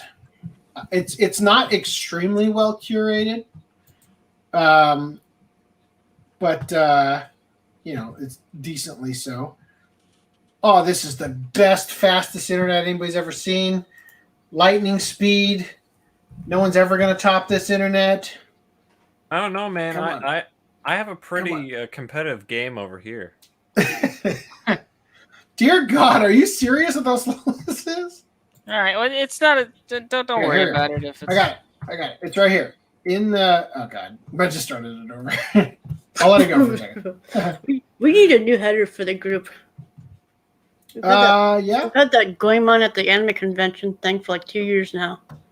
But I mean, At any rate, okay. when it comes to live action Gundams, I mean, what's their only other competition? That G Savior, whatever. G Savior. Yep. Well, I mean, actually, from what that I've live action seen, with there Josh. may have been more than that in the fan capacity that have been quite bad. And I'm not saying G Savior's good. I mean, It's not good. it's not Pacific Rim. awful. No, it's pretty awful. In Pacific Rim, so what we're actually, I'll just read this. They're going to talk about it. Oh yeah, Pacific Netflix Rim announced 2 on- got an animation, didn't it? No, Yeah, it's on Pacific Rim 2. Pacific Rim 2 has Gundam Unicorn in it. Really? Yeah. Have you not seen that? Pacific Rim. I watched Pacific Rim 2 once when I got it. There's a shot, and you're gonna be like, "Are you serious? How did I miss that?" And there was a Gundam in Ready Player One. Yeah.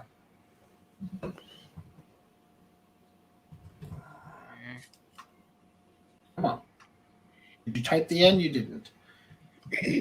I never watched the second one. It's not as good as the first one.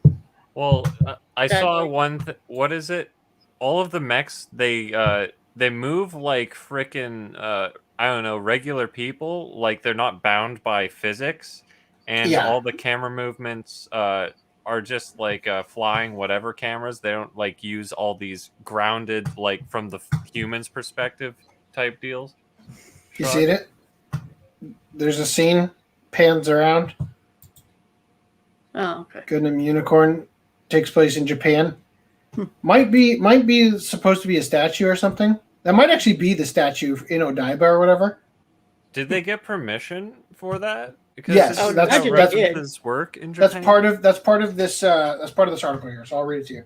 Okay, so Netflix announced on Twitter on Monday that it will stream Sunrise and Legendary Pictures live-action Hollywood Gundam film, and that Jordan Vogt Roberts of Kong Skull Island fame is going to be directing and producing the film.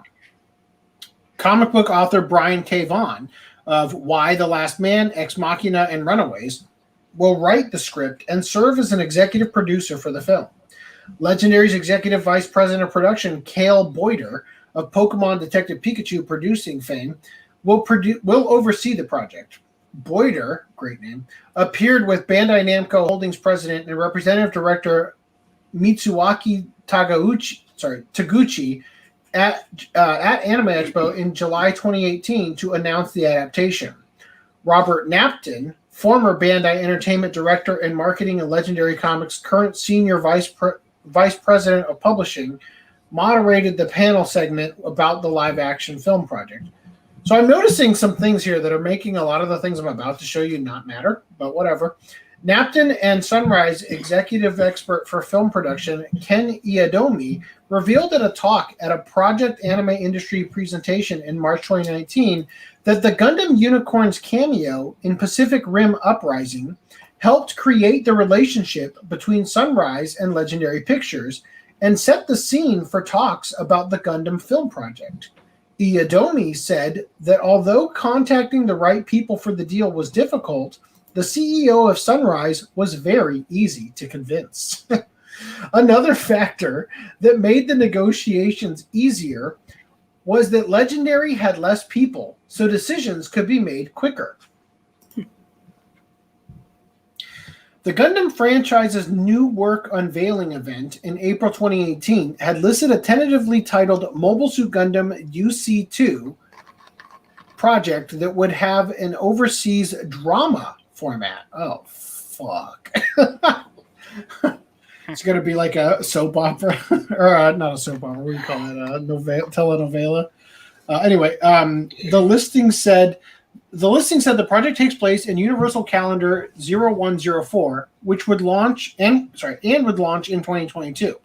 After showing the listing at the April 2018 event, the Sunrise Studios MC and one of the event's guests, Gundam Unicorn novelist Harutoshi Fukui, quickly told the audience to, quote, pretend you didn't see that visual. Yeah, so whatever. All right. So because they announced this in July, they've probably already filmed most of it. But I saw these and thought they were great. Number one. Oh yeah, fantastic. Let's just while you're waiting, drink that thing we're supposed to be drinking at 9:30, or whatever that you're supposed to be taking. Yeah, camera on me if you guys want to watch me make bad decisions. Drinking my heroin, my nightly heroin.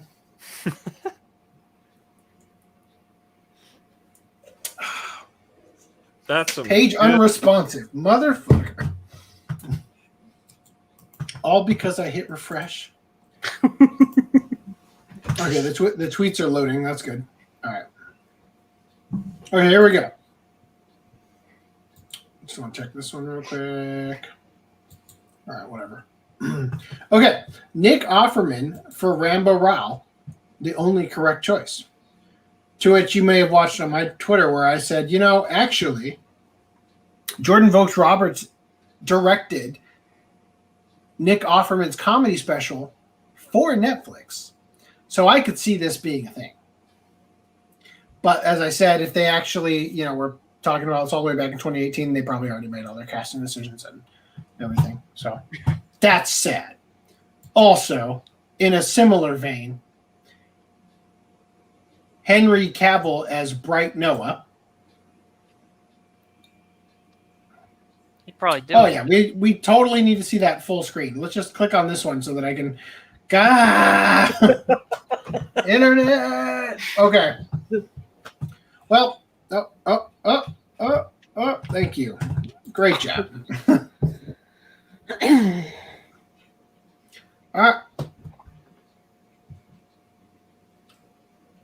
Dear God. Okay. Well, this is not helpful. And I'm pretty sure I'm just gonna find some photoshopped naked pictures of Henry Cavill if I keep looking. So we're gonna move on. So, great. The AirPods are apparently dead too. What a great in time! The unholy.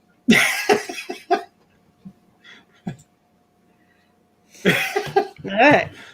I thought that said Kentaro Miura or was going there. Excuse me. My AirPods have decided not to connect again. It says it's connected. What's going on here? Okay, hold on. Camera and mic. Audio. Speaker. Okay, yeah, you're just going to make a fool out of me. Great. Lashonsky says that apparently that isn't the exact statue. The statue's missing a gun and a shield. Huh. The expert is in the room. Lishonsky says, "Are we at 1,000 likes?" Only if we've accidentally intercepted the White House's filter that gives us more likes have we reached 1,000 likes.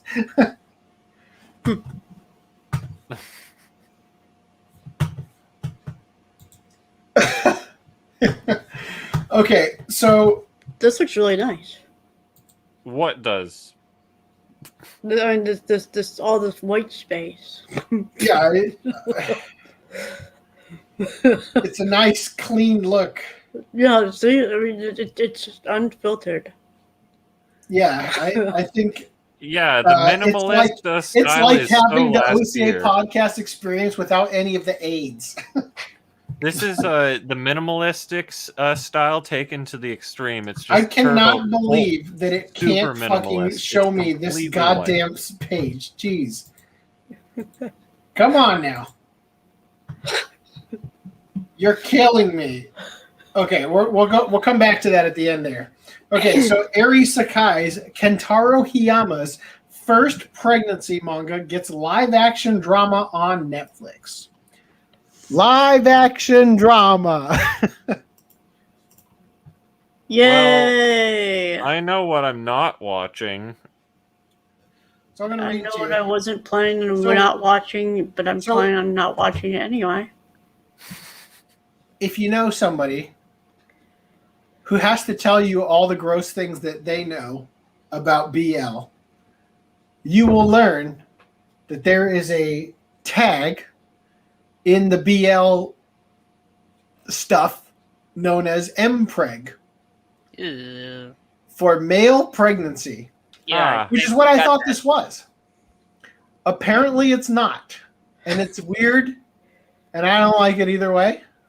But whatever.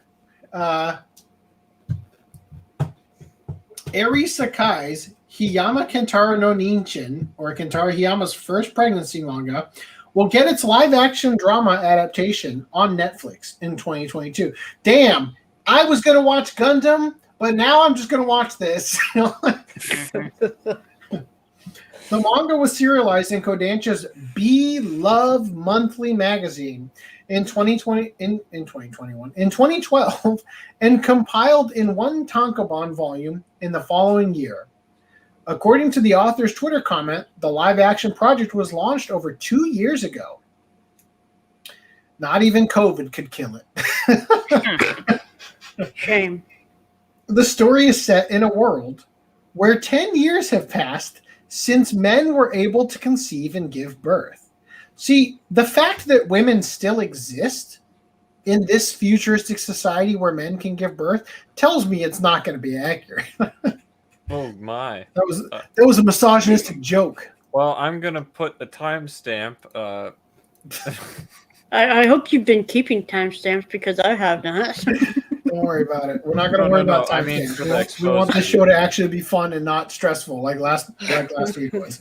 So when Kentaro Hiyama, an elite salaryman, becomes pregnant, he witnesses the prejudice the world has against men getting pregnant and giving birth. Guys, I mean, like how though? I mean, you need to have like a vagina. If you're gonna give birth, you better be able to feed at the same time. So you're not gonna be a man How does anymore. he give birth? why doesn't he just take? Why don't they just shit the baby? Yeah, that seems like a very You're sterile telling me it's going to environment come out of his for a weenie? baby. Oh! There's a reason this doesn't exist in real life. Yeah, there's actually a lot of reasons. Not having a uterus, not having wide hips and pelvises that separate or whatever women's hips do, not having any of that stuff. And also the fact that women exist. Okay, so anyway, he's feeling the prejudice the world has against men doing unnatural things. At first, Hiyama decides to have a baby in order to make a place for himself. Whatever that means, but his actions gradually change the people around him and himself. To make them think, oh, what a weirdo. I feel like I this want is to know like, who's the daddy in this situation. Is right. No, that's what I was gonna ask. Is like, so this is what happens when you have sex with a Fuda, right? You're like,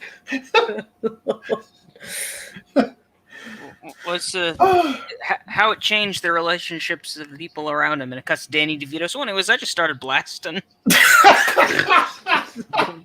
when you talked about Danny DeVito, I was thinking of the Arnold Schwarzenegger. Yeah, I was twins or whatever. combining. Well, not just twins, but the one where Arnold Schwarzenegger gets pregnant. Oh yeah. Yeah. I forgot that Danny DeVito, is he not in that one? He's not, right? He's in Twins. Yeah, it might be in that one too. I don't know. Oh God, Dr. Toboggan, here to deliver your baby. So what they're effectively doing is it's supposed to be like some role reversal thing. Like men don't know what it's like, the prejudice that pregnant women go through for having babies, and it's like, oh man, yeah, we don't. We really don't. The live action drama never will be streaming on Netflix simultaneously in 2022. So, listen, you're just jealous that you can't get pregnant. No, actually, I'm not. In fact, I remember distinctly at like 5 years old telling my dad I was really happy to have been born a boy because I don't have to go through all that pain in childbirth. That was that's probably my earliest memory. So. Just watch the twist. You could say it defines me as a man.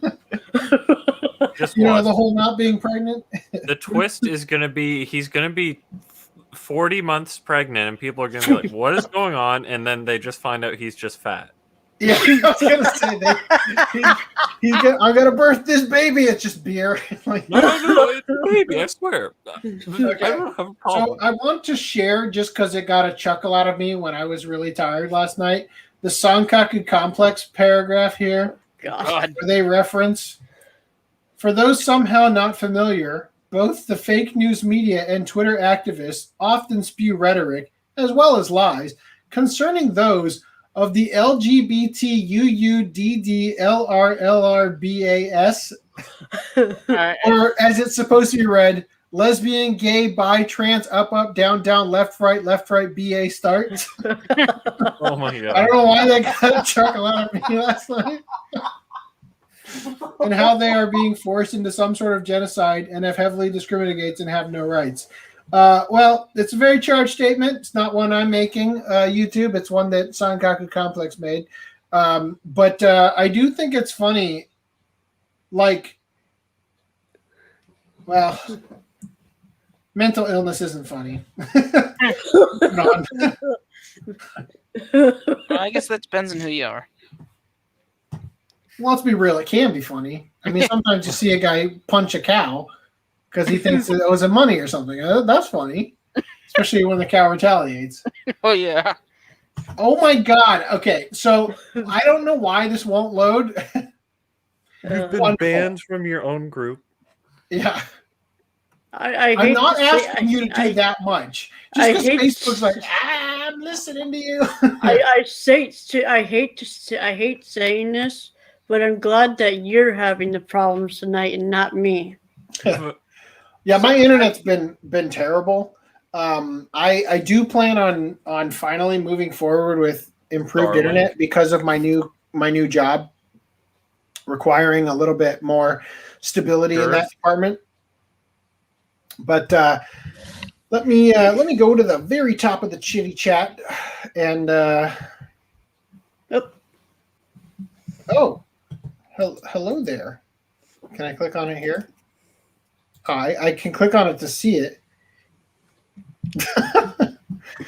I'm just going to scroll all the way back down to the bottom of the chat to click on this. Thank you, Greenland. By the way, I sent you a link to join the call in the podcast guest Discord channel. You'll never get to talk. Yeah, well, yeah, I'm inviting him to spend time with you, lovely gents. You'll never get me to talk. Get the food up. The what? No. What do you want to know? Ooh. HD's full package or no package? Full package all the time. Oh God. It's just weird if they don't. Just be like, I've seen Bible Black. I know where this is going. Well, at least it's not gay, right? Secret in your mind is like, I'm finally getting laid by a lady. Just penis, whatever. All right. Okay. Where was I? Okay, so Lishansky, congratulations on your waifu bakes. Just rub it in, why don't you? Let's see, I'm skipping over the Harmony Gold got the footage. Not found. Oh, this is awful. I saw the waifu bakes, and then I turned to the right that says Fuda balls or no balls, and I'm mixing them together. So I'm like, oh, A waifu bakes Fudas.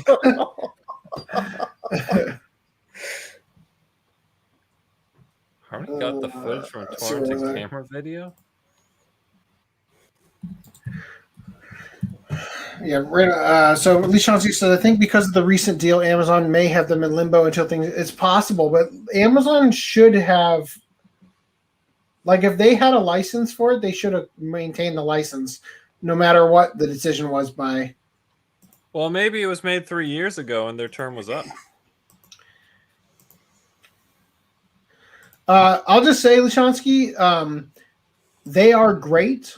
They have great mech in them, but what makes them ultimately fantastic is not the mechs. It's the story, it's the characters, and it's the pop singing. Oh no, I'm gonna hate this show now. Yes, you are. Does it say not available in a region for people need it? I'll have to check it another time. Well, Lashonsky already says. Yep. Okay, there you go. Well, who knows? Who knows? Anyway, I lost my spot because my scroll wheel sucks. Oh, I got it back. Maybe you need to invest in a new mouse instead of internet. Well, I definitely need a new mouse, and I will probably get a new mouse too. I need a mouse too.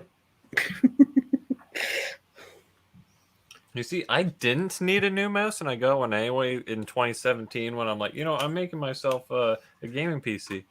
Lee Shotsky says they're going to add Jar Jar Binks and CGI. I assume that's to the compilation film of Penguin Drum. Yes, beautiful. The podcast description is still from. Yes, I'm sorry about that. We have that fixed. You have to fix it after the podcast is over. I'll fix it as soon as I'm done reading these comments, because I'll forget otherwise. All right, I think none of the comments seem like I missed something I didn't already see. Anyway, so I'm gonna let you guys take over from here. I'll hang out. Actually, I should probably get in bed. The idea is to be asleep by 9, not in bed by 9, because I'm running a pretty long route. Actually, tomorrow is the longest route in Irvine. I really should go to bed. So what I was trying to show, Reese, I don't know, maybe you can show him later, but Dan, on the Facebook page, the Facebook group here for the Open Cestvs Anime Podcast, this box here is where pinned documents go. So it'll have the JoJo one that I was using. If you click on the see all 4 here, so you can see all of the announcements. One of them is titled Hollywood live action movies or something like that. It's got a picture of the Hollywood sign. That's where I've got all the data that I've compiled of stuff that's getting live action remakes in some form or another that aren't Japanese live action.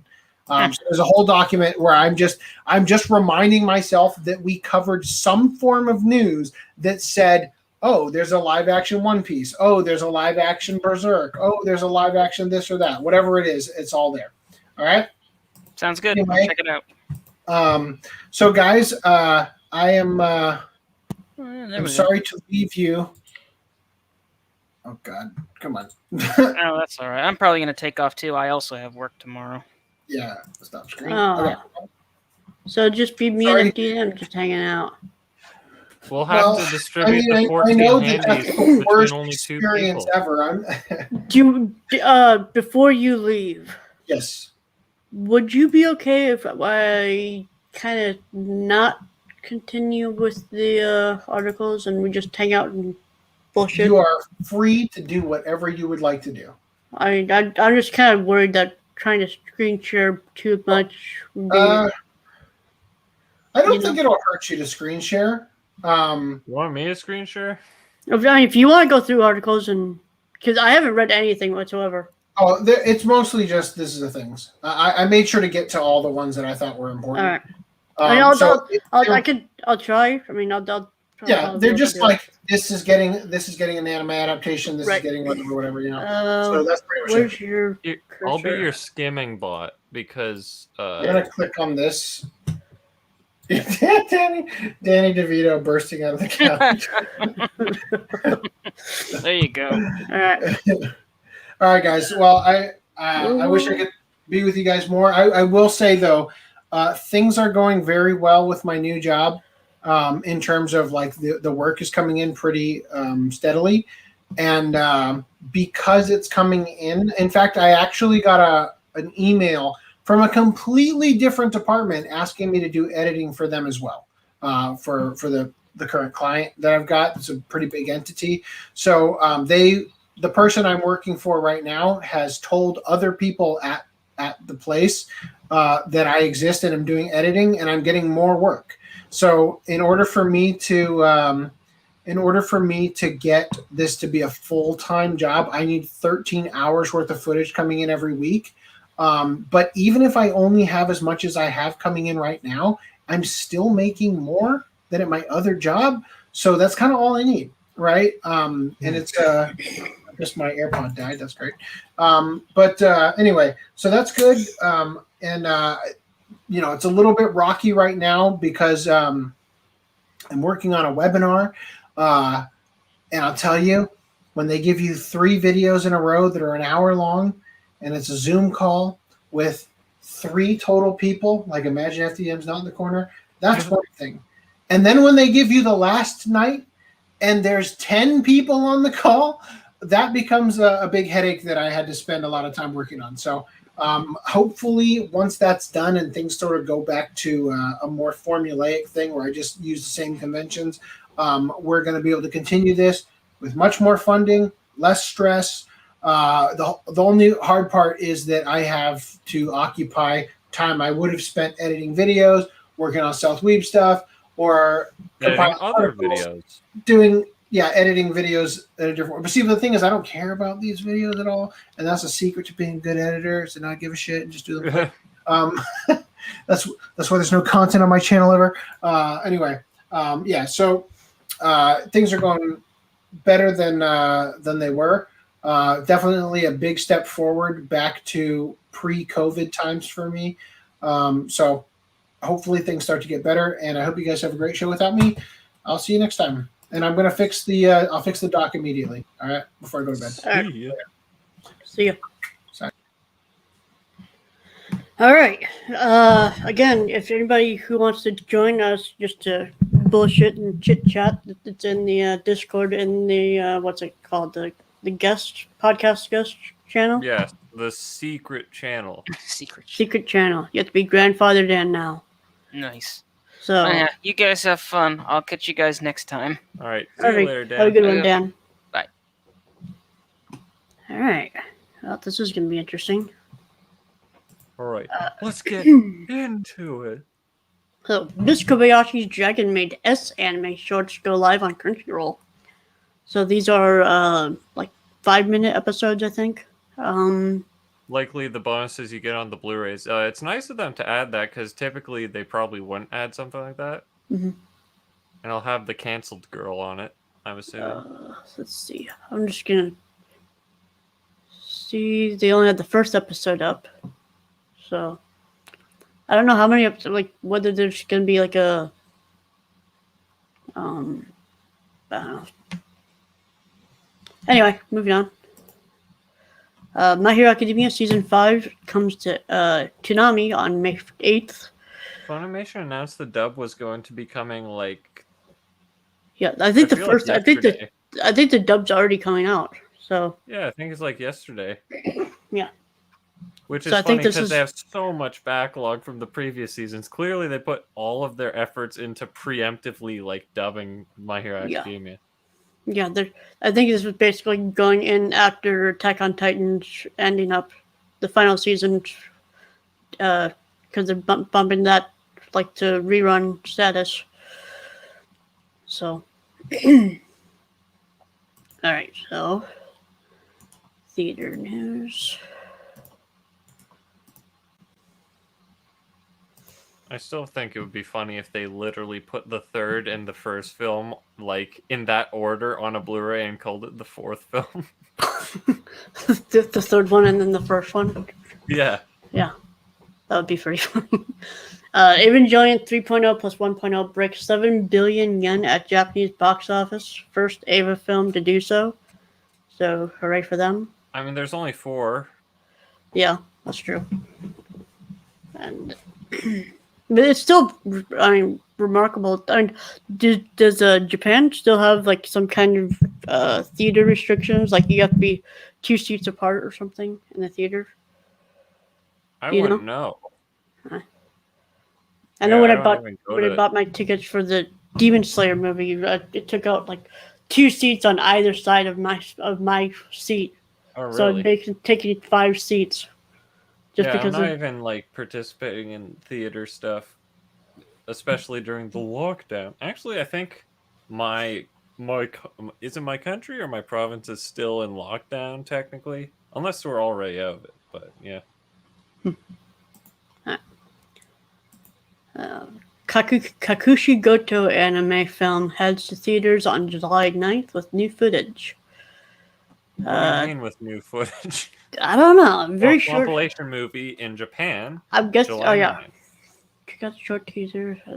That is the truest form of cuckening, is that they re-release the same thing you've already seen, but it's like, oh, it's got new footage, when it's going to be like 2 minutes of someone being like, oh, I dropped my ice cream.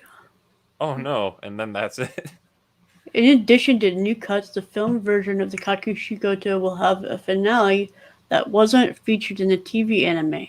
Check out. Okay, so yeah, basically it's a compilation film with. And then they give it a real end. That's so egregious. That's weird. But whatever. Lashonsky says, when is everyone going to see the Demon Slayer movie? And Jason South says, never. I'm going to see it on Saturday, the 24th, I think. Yes, 24th.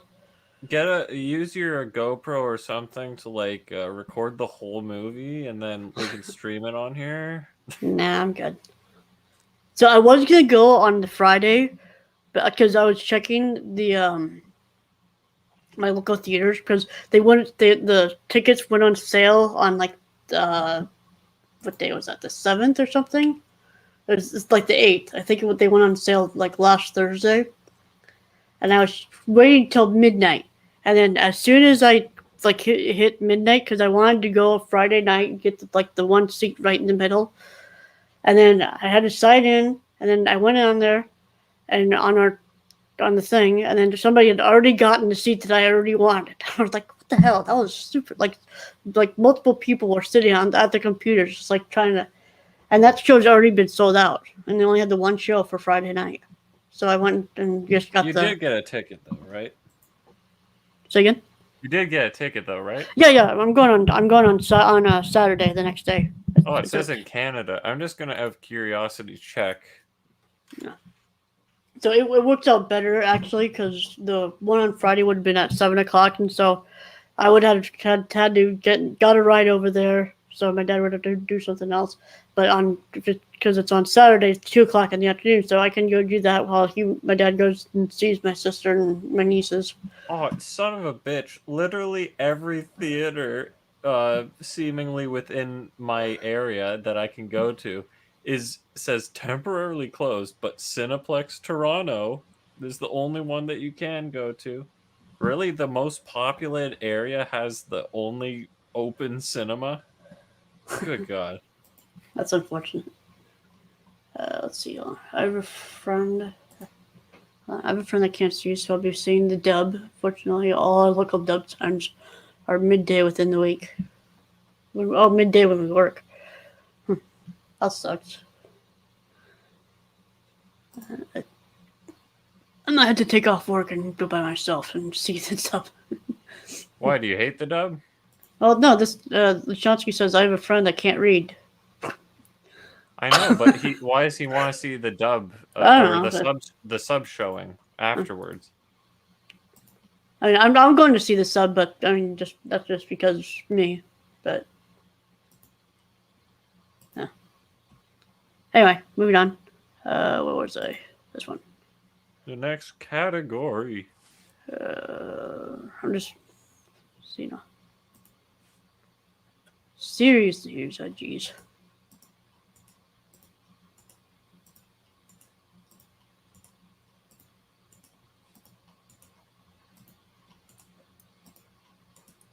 This is where things are gonna get really spooky. Or speedrunny. Speedrunning. Updated Higurashi When They Cry Cestvs teaser or trailer teases more of anime's continuation.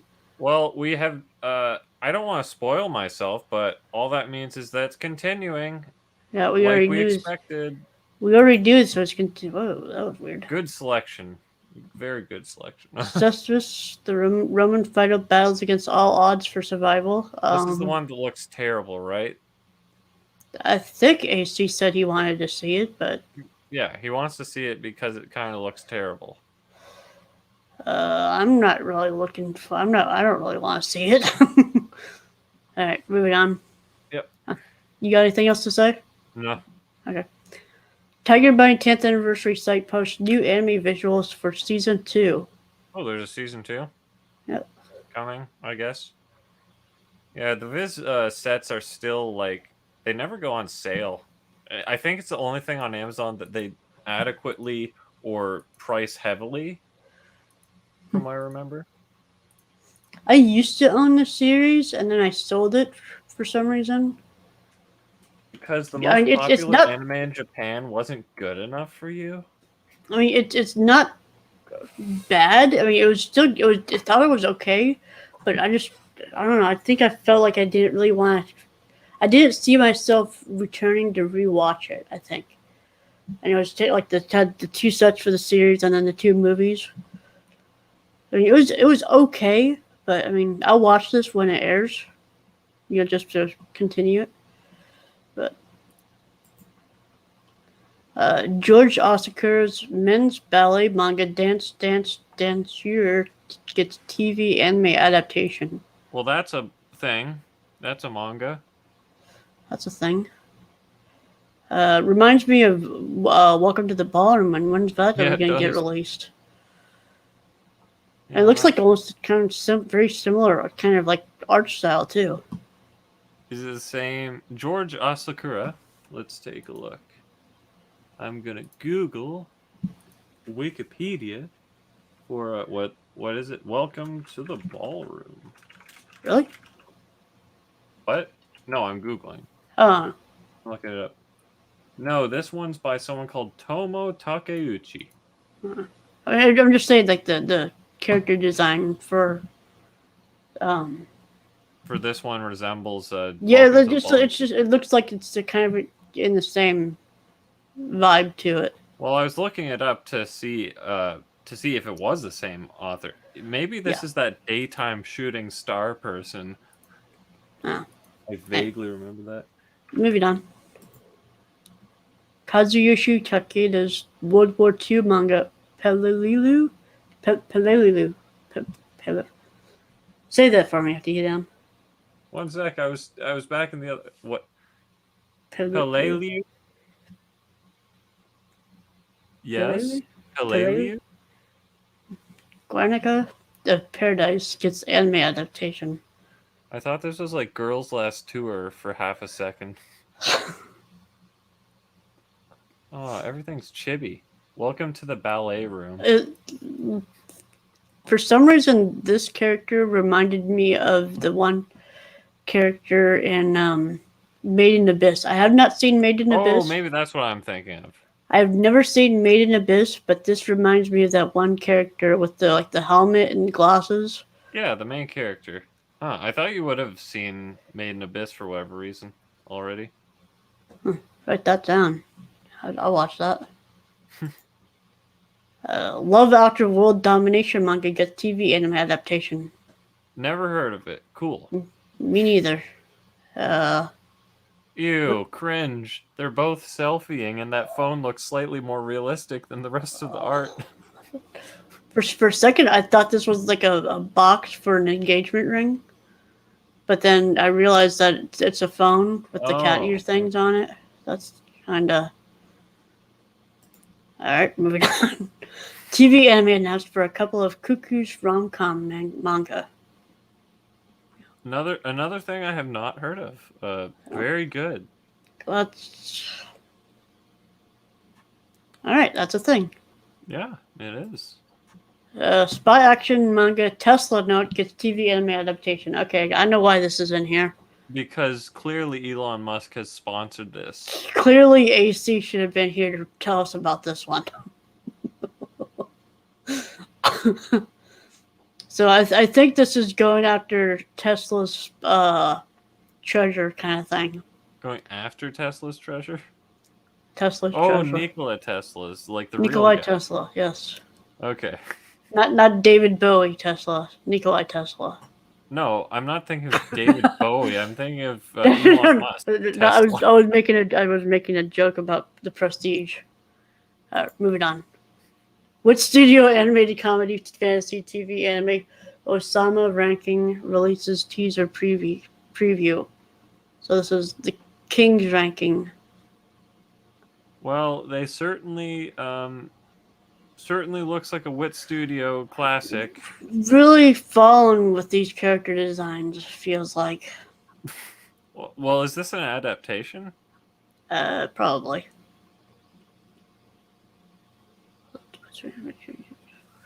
Yusuke series. Manga has been launched. Okay, yeah, it's a manga. The Prestige is such a good movie, says Lashansky. I mean, it probably is an accurate depiction of the characters. So, first Japan Sings 2020 anime episode gets nominated for Annecy International Animation Film Festival TV Division Award. I guess you can nominate specifically episodes for awards. That's interesting. By the way, I guess we still haven't watched that, despite having vague plans to watch it. No, same. All right, I'm gonna get.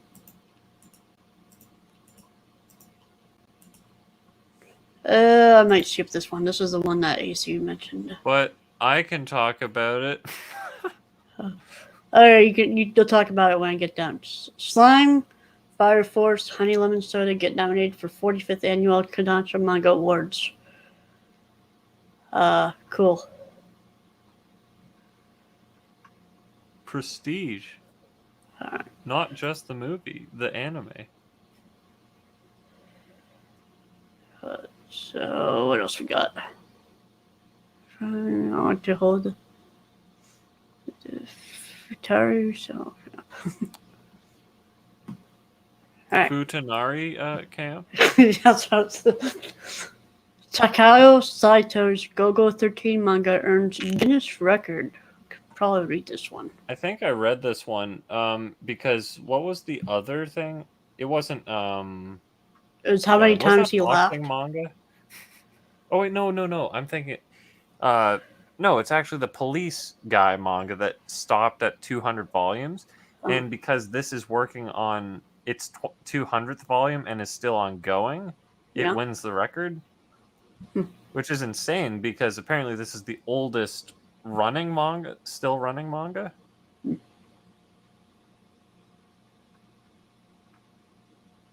From 67?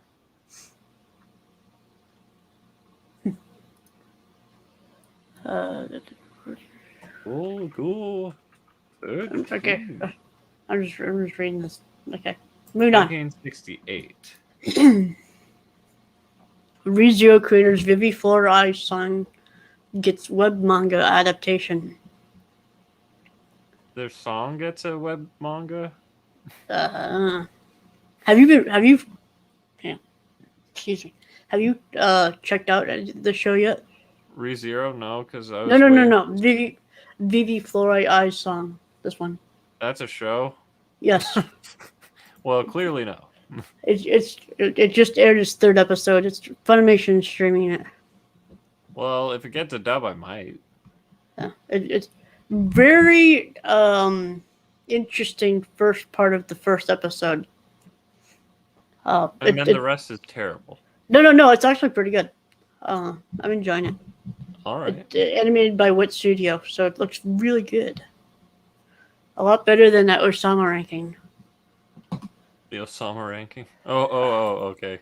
Yeah. Oh, yeah. Okay. Talk about Diablo 2 remaster censors Amazon's butt and sorcerers. Well, all I gotta say about it really is I'm not surprised because that seems to be what every company does nowadays. Is that when they remaster something, they take out all the problematic elements rather than being like, "Yeah, this is like a product of its time," like, which they still shouldn't do because it's just like, bruh, get over it. It's some titties.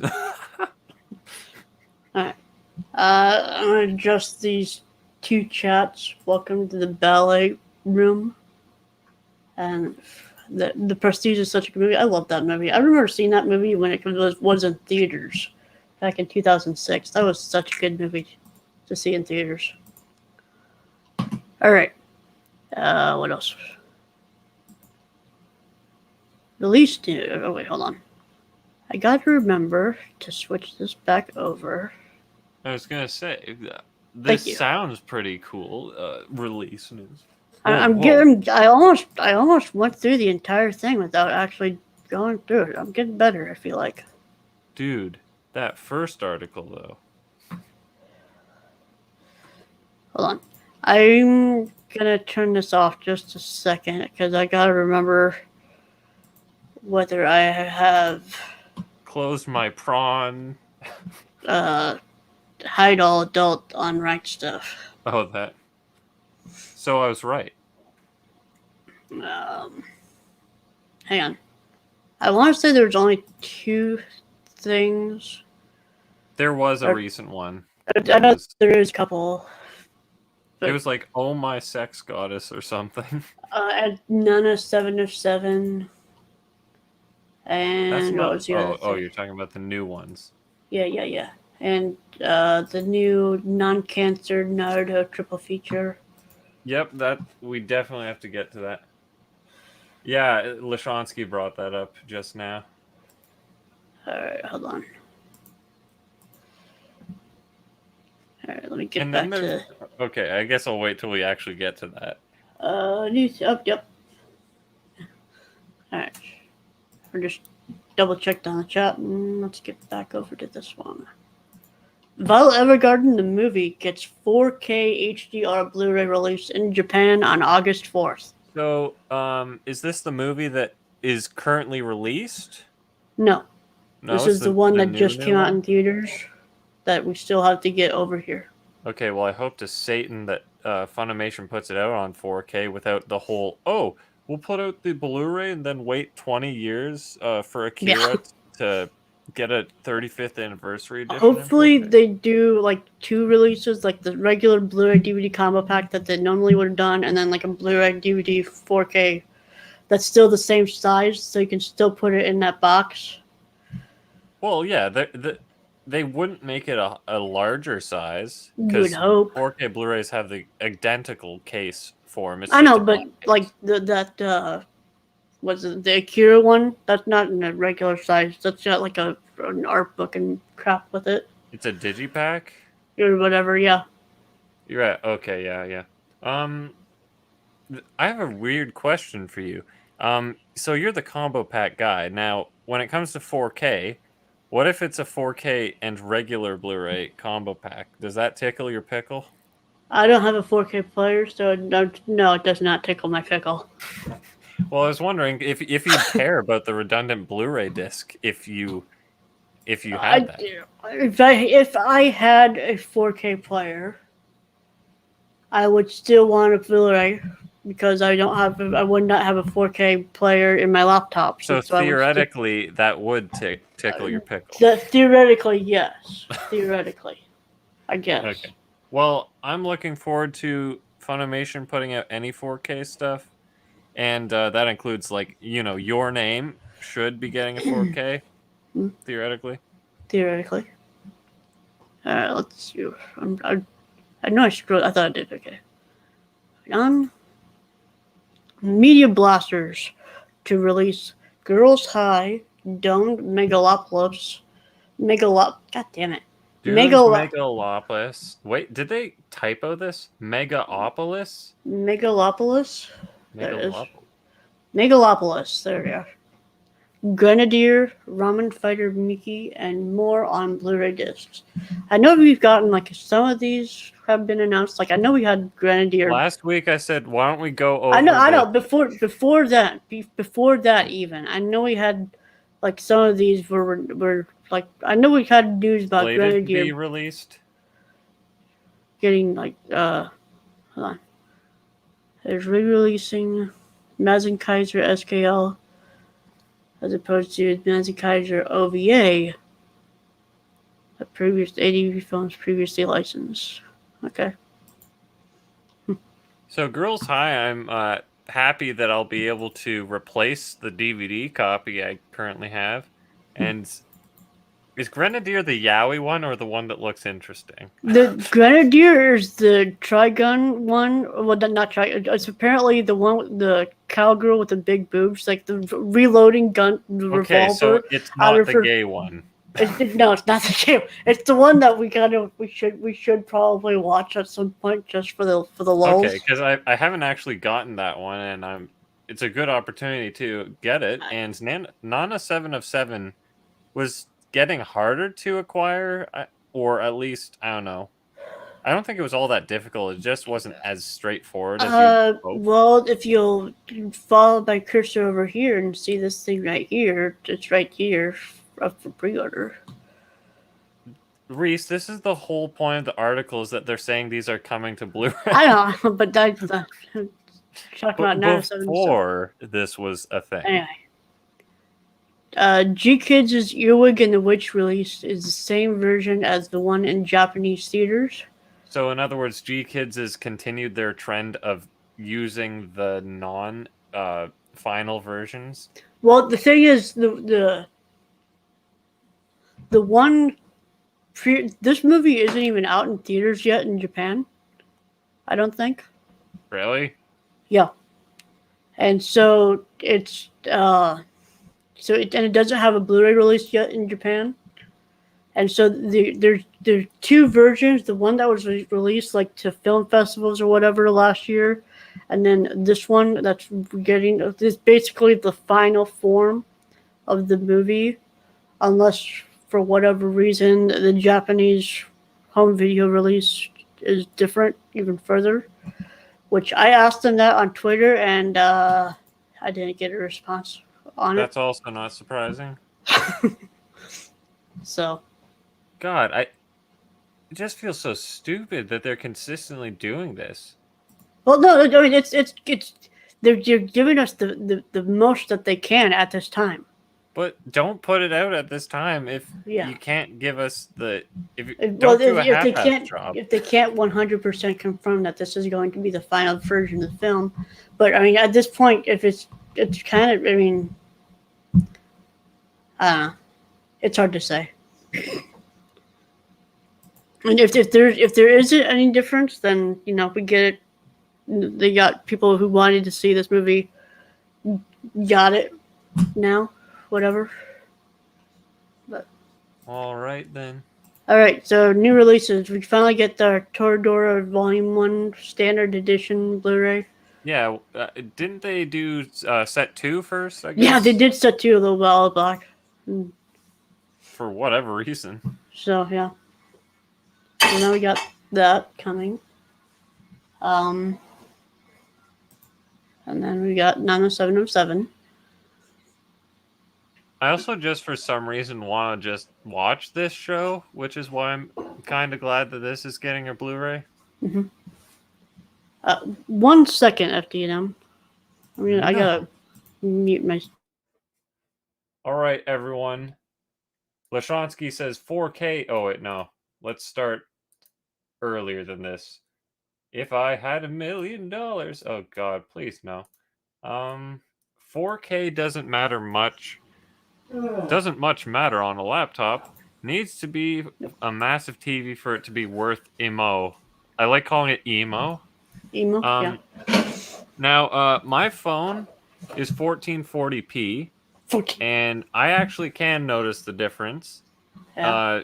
So, have you ever taken your phone and while you're sitting in your couch or wherever you watch your TV, then you put your phone up to your TV and then suddenly your phone's the size of your TV. Whoa, who would have guessed? So if you have a laptop screen, which is larger than my phone, theoretically, if you had a 4K screen, I can actually see it being noticeable. But it's probably bigger that's the HDR that you're looking for. But yeah, and then Random 11 says, I'd use expensive ketchup. I don't remember the context. I don't Dijon either, actually. ketchup. Like Heinz Dijon ketchup. Oh, It's no different in the US when... Oh, stop commenting. How dare you? It's no different in the US when we have theater versions and then years later we have the director's cuts. etc. I guess that's true, but I don't respect real movies. Yeah. Footnum, yeah, I noticed the difference on my phone. I just say the bigger the TV is just a better experience. I don't disagree. Yeah. So. You know what's funny though? That my phone does have HDR, so technically speaking, if it was 4K, I could have a full-fledged experience on it. Yep. And then, we finally get the non-cancer AIDS edition, which of looks Triple. infinitely better, sadly. Sadly, because even with all this on the back, this looks so much better. The thing is, even if this, well, if we didn't have that terrible art before, I would have saw this and been like, it looks okay, I guess, the cover, but it just looks so good because we had the other art. Yeah. And you know what's funny? The people that bought you know how there was 2 collector's editions listed? The Steelbook and I guess the non-Steelbook, Yeah, which no, I assume is just a slipcase. Yeah, the slipcover. Those people get the worst of both worlds. Yeah. It's not good enough to be the Steelbook, but it's not, quote, bad enough to be this version. And the sad thing is, the people who bought that probably still haven't even, like they didn't care about Naruto that much, but they still bought it for collecting's sake. They probably bought it because they wanted the movies in general. But now they're, like the people like us who bought it, or who like you bought it, right? I have the Steelbook. So you bought it, but you still probably haven't even opened it or watched the discs yet, and then we have this already being solicited. Like, you might as well have just waited. I have tested the discs to see how good the HD is. How good is the HD?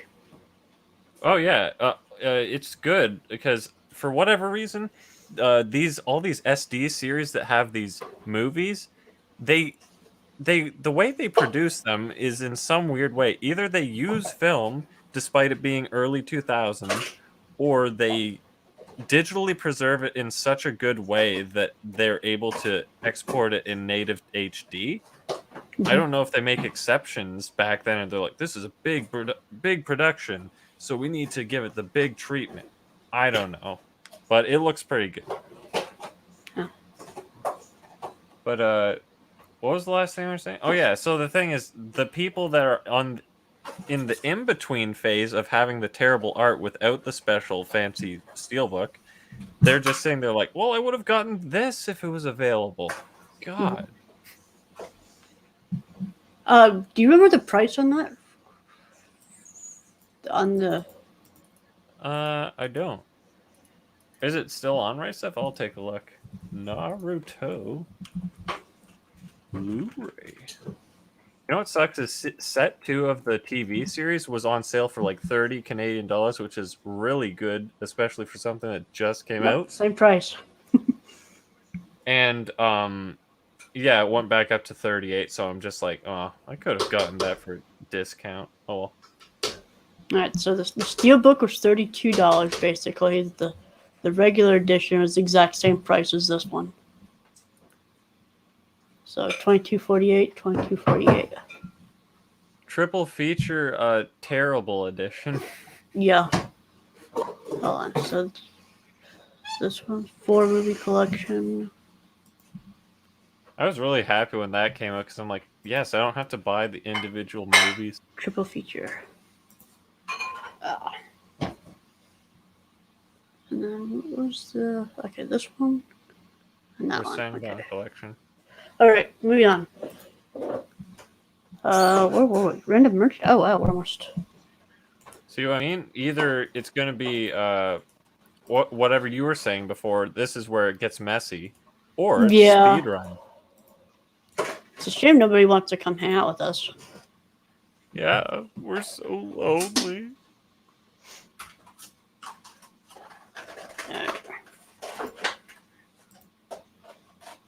Tiny Nezuko from Demon Slayer commits to no Naiba gets big figure from Furyu. I believe Furyu is associated with Telever in some way. Probably figure line. Furyu Corporation. You can actually take her out of the box. So this is. I can imagine the trailer. You can even take her out of the box. You can even take her out of the box. Alright, so. So feature rich. This says 3,600 and some dollars. On Right Stuff is like 4,000 something. Well, I was gonna say that it looks nice, but not for $4,000. Yeah, it's not that nice. she's cute, but not that cute. Dude, I'd make one for $4,000.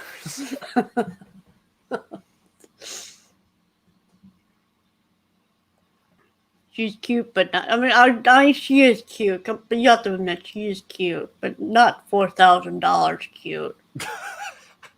Like maybe well, $100. Cancel you. Uh, maybe $100. She's maybe $100 cute. You just walk up to someone on the street. Your sister. She's like maybe $100 cute. Toys R Us plans another return in the United States. I swear we've seen this. I'm gonna read this one just because I haven't read anything. New York-based brand management company WHP Global announced on Monday that it has acquired a controlling interest in American retailer True Kids Inc., the parent company of the Toys R Us brand. The company plans to open flagships, pop-ups, airport shops, and mini stores within other retailers across North America ahead of 2021's holiday season. WHP became the majority shareholder in True Kids Inc., parent company Toys R Us, Babies R Us, Jeffrey the Giraffe brands, and 20 other toy and baby brands, according to the chairman and CEO of WHP, Yehuda Schmidman. The company is taking the reins in the world's leading toy brand at a time when the category is up 16% and consumer demand for toys is at an all-time high. Wow. Because everybody's in lockdown and everybody's buying Legos. Toys are up. I mean, you're contributing to the problem.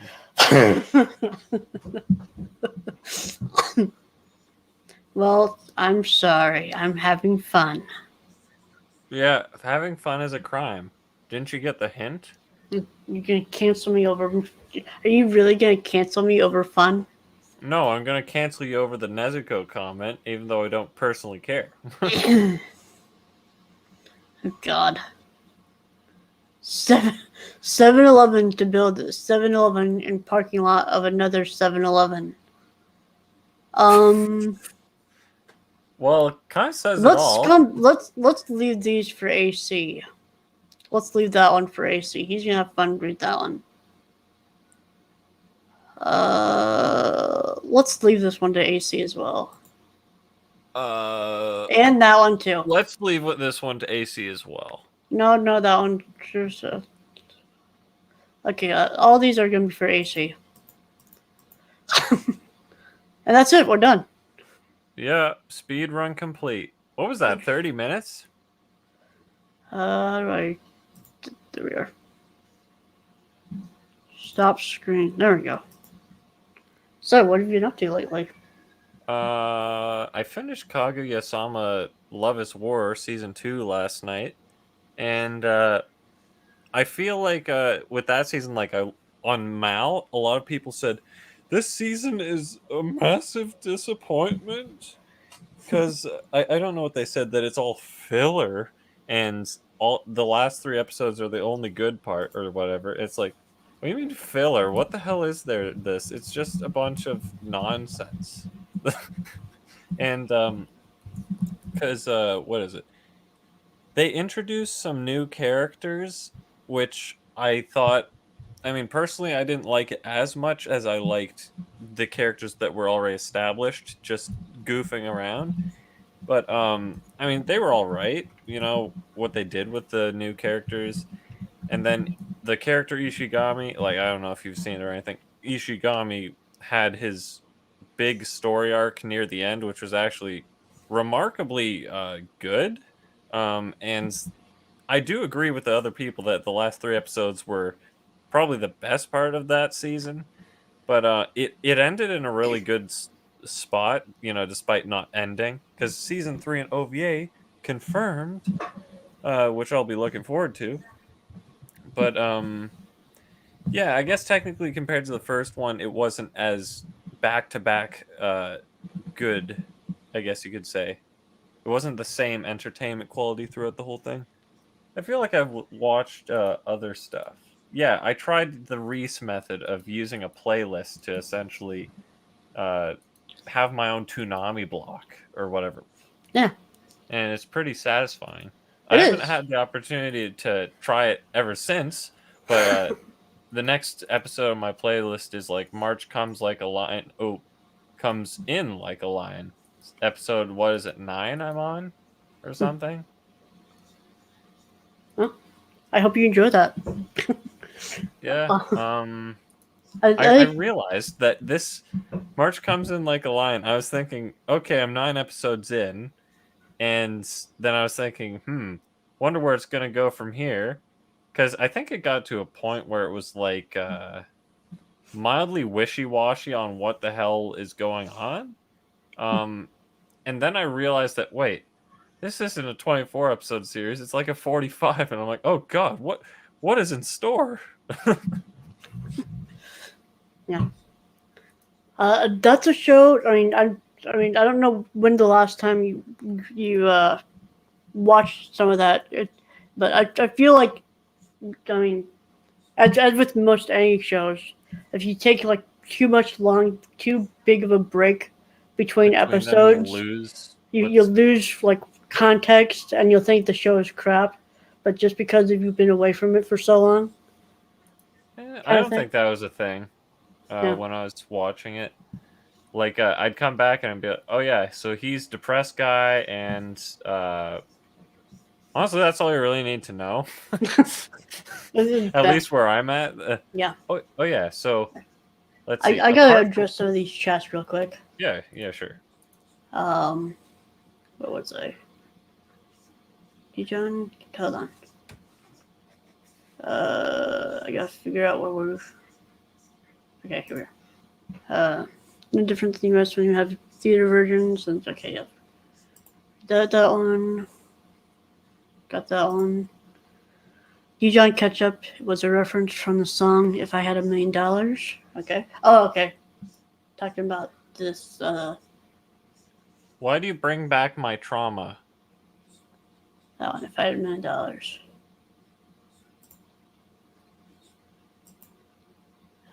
Same as I would use expensive ketchup. Yes, it was. Do you remember the name of the artist? I can't remember the name of the artist. Nope, not at all. He's the guy who worked on insert comic books here. Right, that one. Yes. You're welcome, Greenline743. It's been my pleasure. Get off the screen. I'm doing schoolwork, otherwise I don't think I've ever hanged with Lishonsky, so that would have been cool. Theoretically. That would be cool. It was about cool. The show is cool about man, water, sword effects, and fighting. No one likes Nezuko. Oh, Demon Slayer. Yes, I. This is my response to that. I actually debated it. but no place to put it. But it's cool. I miss Toonami. It's still around. What do you mean you missed Toonami, Random 11? Have we ever? Oh, he's gotten it in Canadian. Canada? Did they ever have Toonami in Canada? I don't think we do. That's why I'm asking him, because he had TV probably when he was younger, and I didn't. You guys don't have Cartoon Network, do you? I think we can get it. And we also have YTV, which used to play like a bunch of... Oh, wait, sorry. That's different. I thought you just meant cartoons in general. No. I mean Cartoon Network. Well, no, I think we can still get Cartoon Network in some capacity. Because that's what Toonami is on. Well, damn, I don't know. Willis Potasio, that's right. Thank you, Lashonsky, thank you for remembering the guy who made that abomination. Calling him out by name. A good app. Oh, has a good app. Okay. I mean, it does fun. Hey, randomly funny channel. What's up? Hello. Well, welcome, Holographic. But the main guy who runs the channel is currently preoccupied. So tune in next week, and you might be able to catch him live. If you want to hang out and just tell us what you've been watching, if you've been watching anime or reading something, and, Yeah. I'm gonna go over what I've been doing this last week, and maybe bullshit some more, and probably gonna call it a day after that. I had Toonami because my parents were smart and got. Oh. All right, man. Well, but they shut the shit down. I'm actually RHYS channel. It's good to RHYS channel. Really so this is a fellow. Hello, fellow YouTube kids. I watched ReZero last season, or like the second season. Every single episode, I absolutely enjoyed that show. Fantastic. It was really good. I liked how each episode was like almost 29 minutes long for the entire second season. Oh, 29 as opposed to like 24 and 24 minutes was like the normal, but there was like 29 minutes for each episode, which was crazy. Because because you have to realize that this is on broadcast television, and so like commercial breaks included, it would have had to have a larger, unless they didn't actually show this longer version of the show. That's true. They could have just played it without commercial breaks because reasons. But what I like is stuff like Tenchi Muyo War on Geminar, because it's like a full 48 minutes or whatever. Yeah, but those were that was an OVA. That was like a released direct to video, wasn't it? It was ONA or OVA, yeah. But I'm just saying that I like that format. Yeah. Have you seen Hellsing Ultimate at all? No, but I understand that that's also the formatting. Yeah, they're basically hour-long episodes. Mm-hmm. I was waiting for eternity for volumes 9 and 10 to come out. And when they did, I stopped caring. I was no longer hyped for it. All right, hold on. I gotta address this real quick. We even have the Adult Swim channel. Tom, you got a sub for me? Well, thank you. This isn't technically my channel. This is the Anime Collector's channel. Yeah. And also, I wish anime episodes were 43 minutes long, like the action shows that air on Toonami. Yeah, exactly. Which is why I really liked like the first episode of Fate Zero and a couple of episodes of Fate Stay Night Unlimited Blade Works, just because they were a double-length episode. Shield Hero, first episode? Oh, yeah, the first episode of Shield Hero. Like the first episode of ReZero, even. And $10 super chat from our new follower, Holographic. Best of luck with your future content. We really appreciate that. Thank you. Absolutely not necessary, but we really do appreciate it. If you want to come by next week, probably... Sunday, you think? Sunday, Monday. Tuesday usually isn't our normal time for doing this kind of thing. Mm-hmm. It's usually like Sunday or Monday. Yeah. Come back, and we'll be talking about JoJo's Bizarre Adventure Golden Wind at that next week. If you want to come by and just hang out and listen to it, we really do appreciate that. Thank you very much. Oh yeah, Lishonsky says join the Discord. Yeah, You're join the welcome Discord. to- Links should be down in the description if you want to, Yeah, you're welcome to come and chat with everyone there. All of us are on there. And if you don't, obviously you haven't been here on the video for very long, but we usually just talk about collecting anime. We'll talk about the show. We talk about different news and stuff that we've been going on about. So there's a Facebook group as well. I'm trying to look up this holographics channel, but I can't seem to find it.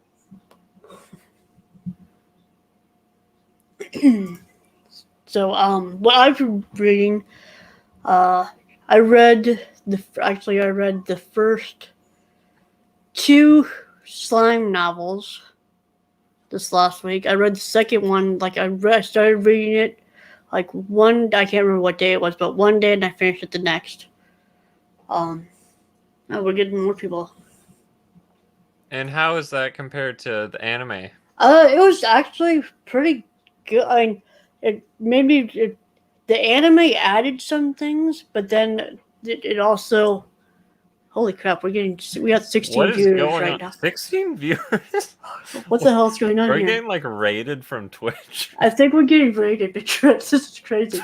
Well, we gotta keep going. We gotta keep going now. But what I was saying? Have you seen Slime, right? Yeah, season 1. Okay, like in the first arc when he goes to the dwarf town or whatever, and they're in the elf bar. Yeah. And the elf reads his fortune or shows his fortune. It's like you're destined for this one person. That's all anime original. Like that, really? The connotation that Shizu is his one and only. That's only in the anime. Which is really interesting, and it adds. It's something that adds to it and makes it more, meaningful and impactful. But it's that's that kind of an adaptation that I was like, that is really good. I like that. I like that slight difference, Yeah, in some ways, I guess your one and only would be that you're assimilated with her, rather than, oh, she's my true love. Oh my Christ, all these people. We're getting ready from Discord. Thank you, holographic. Thank you. Wow. We've never had this many people coming at once. I'm sorry, I'm not going to be able to get to everybody. Thank you for coming in, everybody.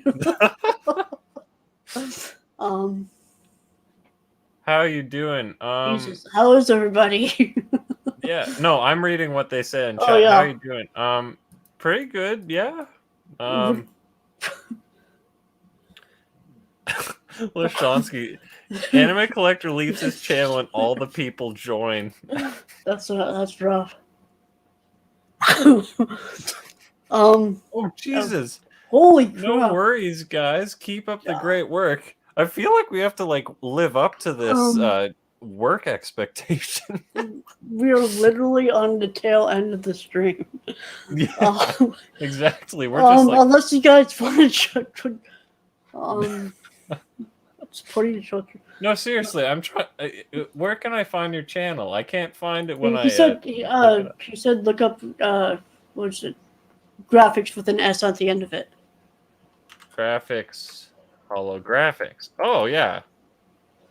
Oh wow, this is like a real YouTuber.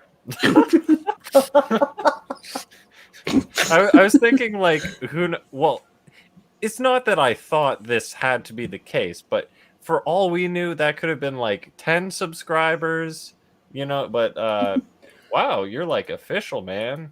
Uh-oh. Or woman, I don't know. Oh, hey, Danny. Welcome to Welcome to hell. Yeah. This is what it looks like if we were popular. Welcome to the overwhelming orgy we're having. What else? Oh, the stuff I've been watching that's airing this season. That's a good place to start. Yeah, sure. I started watching the Slime Diaries, which is, it's all right. And it's not exactly. I only watched the first episode. The second episode came out today or yesterday, whichever day it is. And apparently, it takes place within the series, so it's just like what would have been a filler episode, basically, and which is cool. So it might as well be like a mid-series OVA. Right, exactly. It's not like a completely like an alternate universe kind of thing. It takes place like it literally says in the first episode. Okay, this happens like someplace after the orcs join after the orcs join the town and before Milim shows up, kind of thing.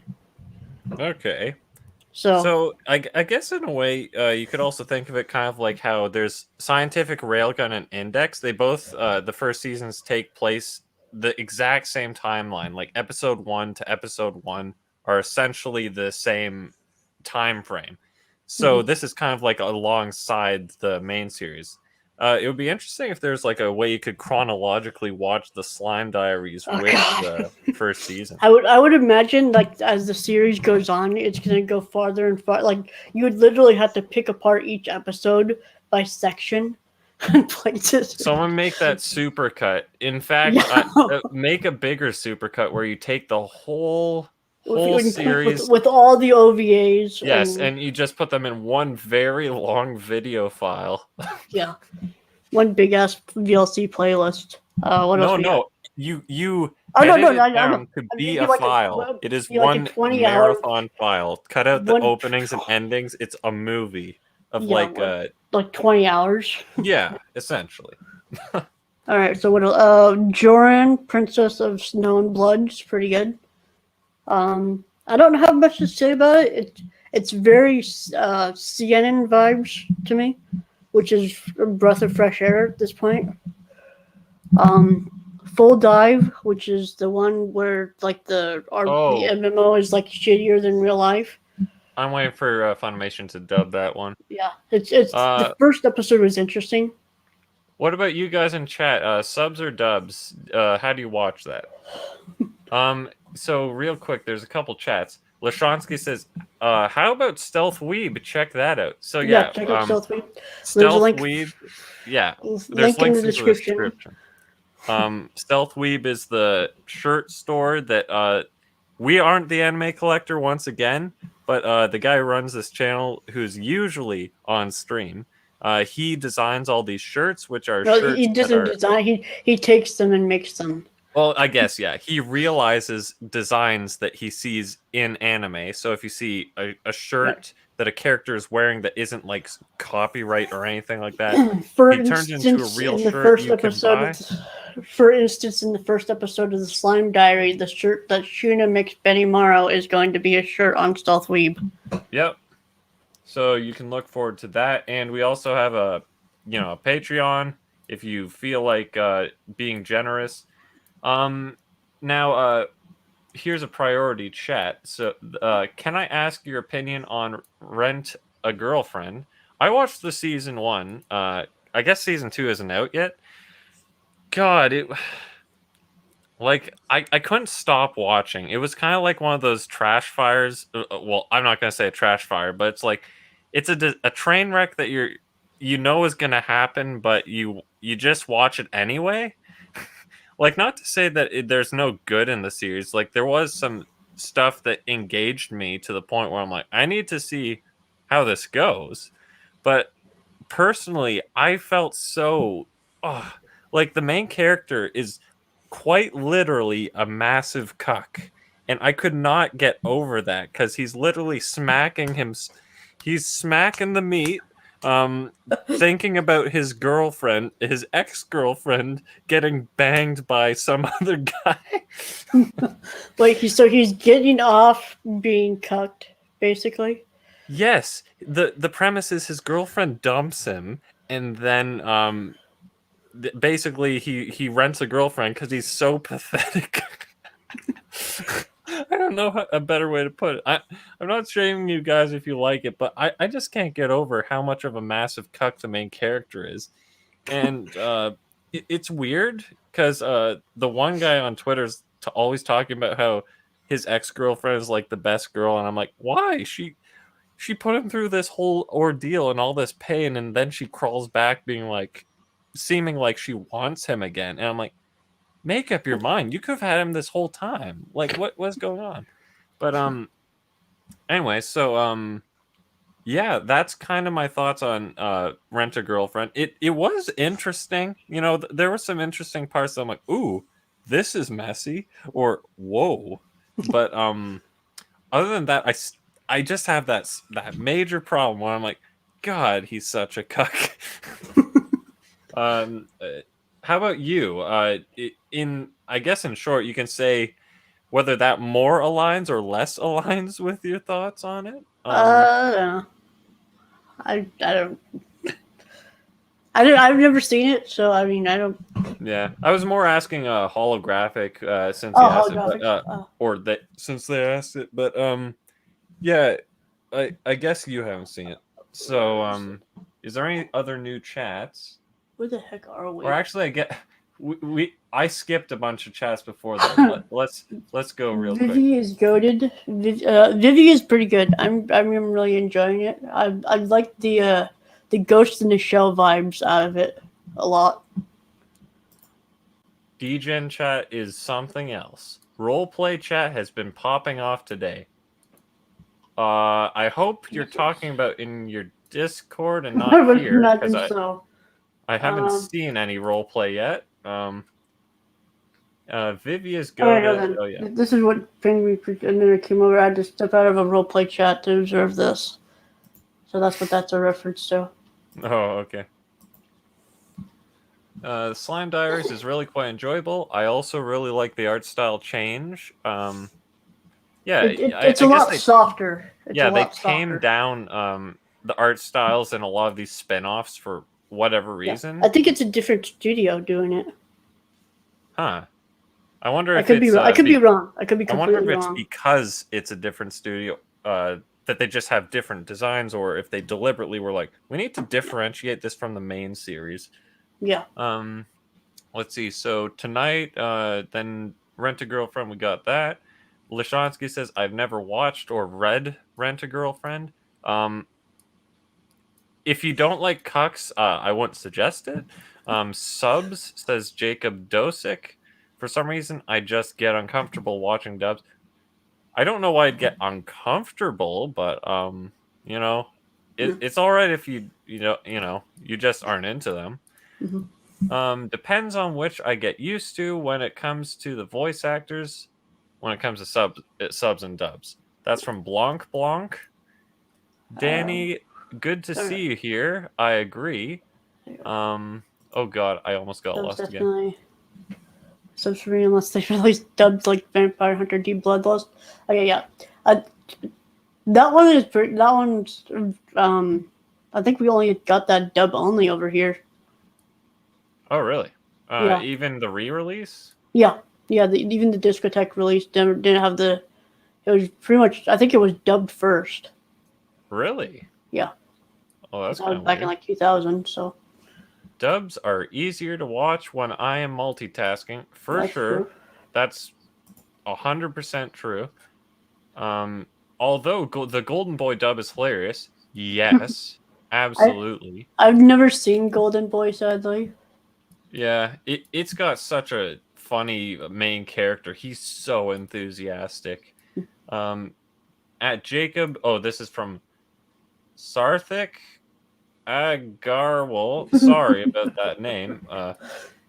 Jacob, totally agree. I don't mean any disrespect, but still feels kind of feels awful. I mean, I think the word awful kind of takes it from being I'm not saying you're being disrespectful, but I just find it funny that you use the word awful after saying, I don't mean to disrespect you, but it's awful. I will double check on this for the Discord link. Yes. We have an obligation to add you to the Discord at this point. We can't not add you. Hold on. You have paid the entry fee over and over already. How the heck do I... While you're doing that, I'll read the other chats, okay? Did you guys see Your Eternity? Is that the Violet Evergarden movie? Hang on. Never... Copy. Okay. Hold on. Where are you at? So...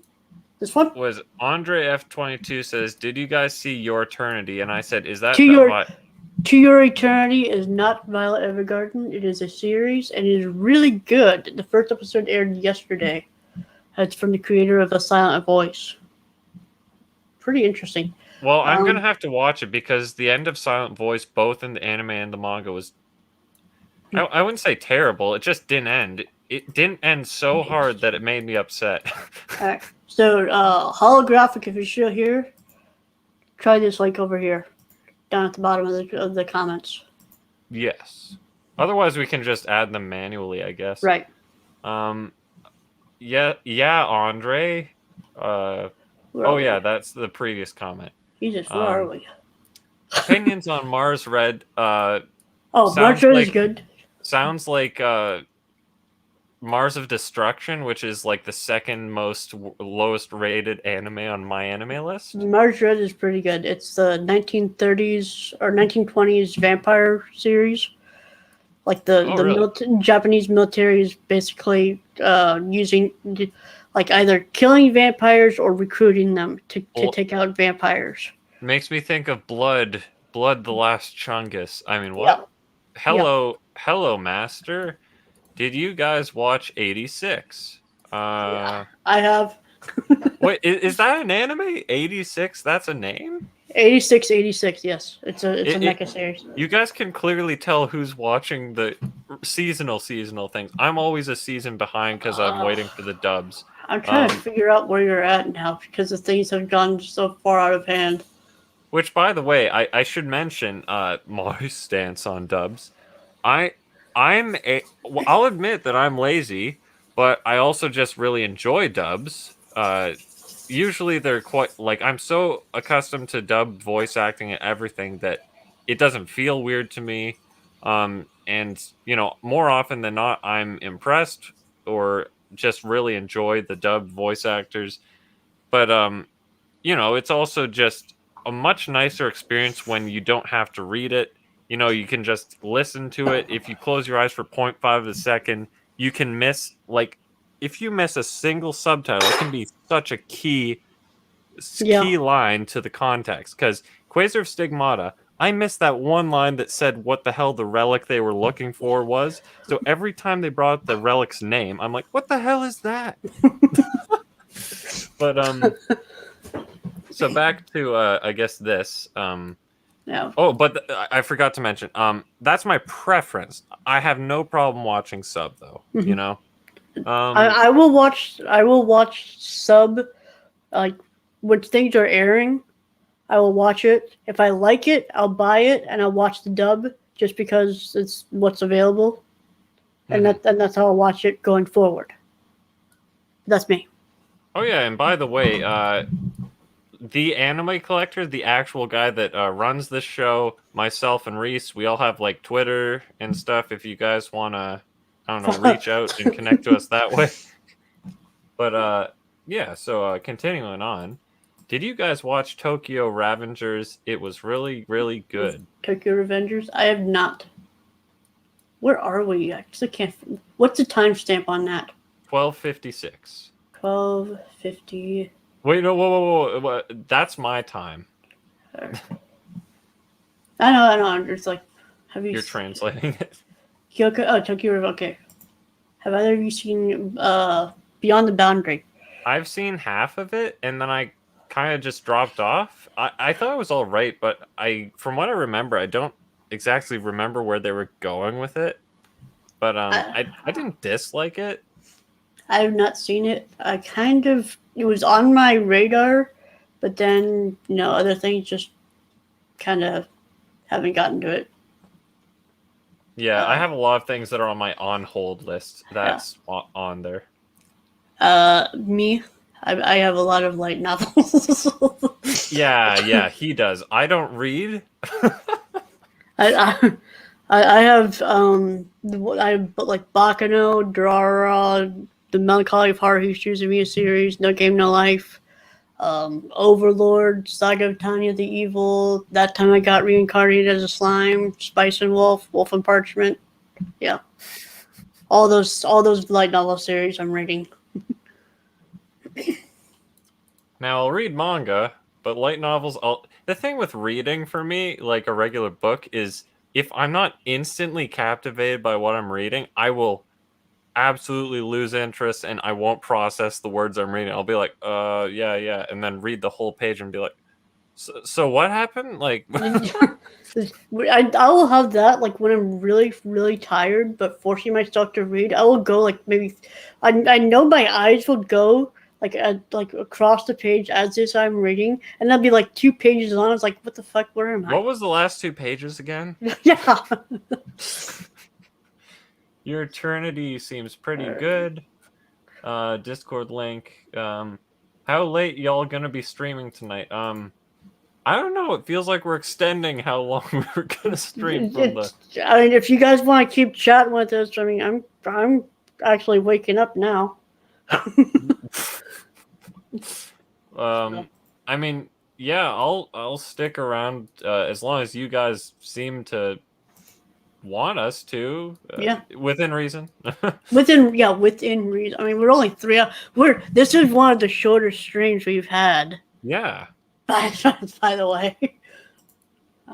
So fair enough. That was his charm. Sleeping Meg is here. Okay. What's popping professional? Okay. I don't need to read all of these. Who's professional sleeping bag? Oh. There. Eastern Conic time. Yep. It's also like New York and Florida time. The fact that we're bouncing off each other so well as the flow is crisp. Oh, that's nice to hear. Yeah. Not easy to do. That's amazing. What else? Oh yeah, I still have to. Well, I have some things that I can on my list that I go for. I still got some that I can talk about too. So yeah, go for it. So let's see. I confirmed that War on Geminar is an OVA because I was thinking maybe it was a TV. But let's see. So Kaguya-sama, I did watch the One Punch Man OVA. It was good. Yeah, it was enjoyable. Especially how he's led back to his own house. But yeah, I won't dive too much into that because we've already gone over One Punch Man before. You're talking about the Road to Hero OVA, right? Yeah. Okay. Like yeah, it's a travesty we didn't get it on the Viz disc, but I mean, right. At the same time, it's like, it's such a small thing that it's like, it doesn't break the world. Oh yeah, I watched Jujutsu Kaisen up to episode 4. God, what was the latest episode in episode 4? What did they do? There's that guy in that place. Oh yeah, it was like that. It wasn't a hotel building, but whatever. They just went up to the top floor, and girl's like, "I got my nails," and she didn't. Oh right, yeah. She didn't think that. I'm gonna call him Jujutsu because I don't know the name of the main character. Jujutsu was over here. Itadori was. She's like, "Get out of here, rookie," or something like that. And then he comes up, and is the swole guy. He breaks through the wall and stuff. Yeah. So the thing is, I don't dislike it, but it's gonna get interesting in the next couple of episodes. It hasn't. Okay, but right now so far, it hasn't presented anything that has told me, man, this is anime of the year. You know, like everyone blew up over this show, and I don't want to spoil it, but there's a certain event in the next episode or so that gonna changes that. It makes it kind of funny for a little while. Okay. Oh, actually, that's something I didn't like. Is how when he was possessed, like an episode ago or something. Like it's when him and black hair guy and chick. Okay, I guess the gang. They all go to they go to the one place and then suddenly was it she was sucked under or whatever into this like interdimensional whatever hole, and then it's like, oh, everything's looking hopeless, and then of course Itadori, like his fingers are getting eroded off and stuff because he's all, oh, I'm gonna be the hero, which is fine, whatever, but he gets possessed by the demon guy and it has the biggest, oh, look at me, look how badass I am, like they forced it so hard because he's just being the most casual demon. And I'm just sitting here like, ah, stop it. Just get it over with and kill the guy. You don't have to play with your food that long. Just get it over with. Put me out of his suffering. When you said the way you said that reminded me of Dio and JoJo's Bizarre Adventure. Just like he plays with this, like, you know, the whole, you know, his whole attitude. Like, how many breads have you eaten? How many breads have you eaten? You know what I'm talking about. I do remember that quote. But yeah, you know, that though isn't enough for me to write it off. I'm just like, God, what a tool. Anyway, I think he's voiced by RHYS. Oh yeah. I know the name, but I can't put it. In part 5, he was. He played Bruno. Yes, I was thinking, which one is he? Because all of the Italian names all blend together. Yeah, he played Bruno. Freaking love RHYS. So I followed his Twitter when I was tagging him. Which, by the way, I guess we'll get to it in the tweets, but he liked the tweet that I added him in. So that was kind of nice. Oh, that's nice. But yeah, he was like doing a Jujutsu signing at this time. I'm like, oh, so he's in this too. It's honestly probably why I started watching it. Have you been watching the Juju Stroll stuff at the end of it? I think so, because the only way that I can watch it is when I have like Crunchyroll has the 10-second increments. They don't have like I don't know if they have a full skip thing. But yeah, so I just do the 10-second increment thing. Real quick, let's get back to chat in case there's any time-sensitive questions. What was the last thing? The ending for Beyond the Boundaries ending is meh, but a decent watch. I don't know. I haven't seen it, so I'm gonna assume it's probably one of those non-endings, unless they watch the TV series without watching the movie. One of the movies was a recap, I think. I think one of the movies was a recap and then like an ending movie or something. Yeah. It's funny because my brother's friend, have you seen Clenod? No. Okay, well I might as well not say this. I know the ending of Clenod. Okay, I was gonna say essentially what happened was my brother's friend watched the I don't know 3 episodes until the end or something, and my brother's like, well, you had to watch one more episode, and then God damn it. I'll leave it at that. You didn't want to say, no, you have to watch it until everybody dies. Come on. Okay, good. Everyone block your ears. Don't listen to that. Okay, anyway. Moving on. I'm sorry if everybody... The fact you two are bouncing off each other so it makes this more entertaining. Well, okay. Yeah, cool. I'll accept your praises. Let's see. It's like a continuous back and forth conversation, which makes it real enjoyable. I feel like I'm jacking us off by reading these. Have you seen the RHYS? I can feel it over here too. We're both. Here's the 14 handies. Have you seen the ReZero Chug Jug song? Super cringe. I wouldn't put it past it to be super cringe. We have been chill streaming for about 3.5 to 4 years. Yep. That's 3.5 to 4 years I'll never get back. No. I didn't realize it was that long, but yeah, I guess it has. It really does. I've been here less than time than that, by the way. I technically wasn't here at the start, but I was relatively speaking more early than Reese. Ironically, I'm chill streaming in 3 hours. Haha. Ironically, I'll probably be sleeping. I'm sorry to say. Hey, holographics. After the stream, I'll take a look at what you do, and I'll likely subscribe. You said ReZero Yeah. content.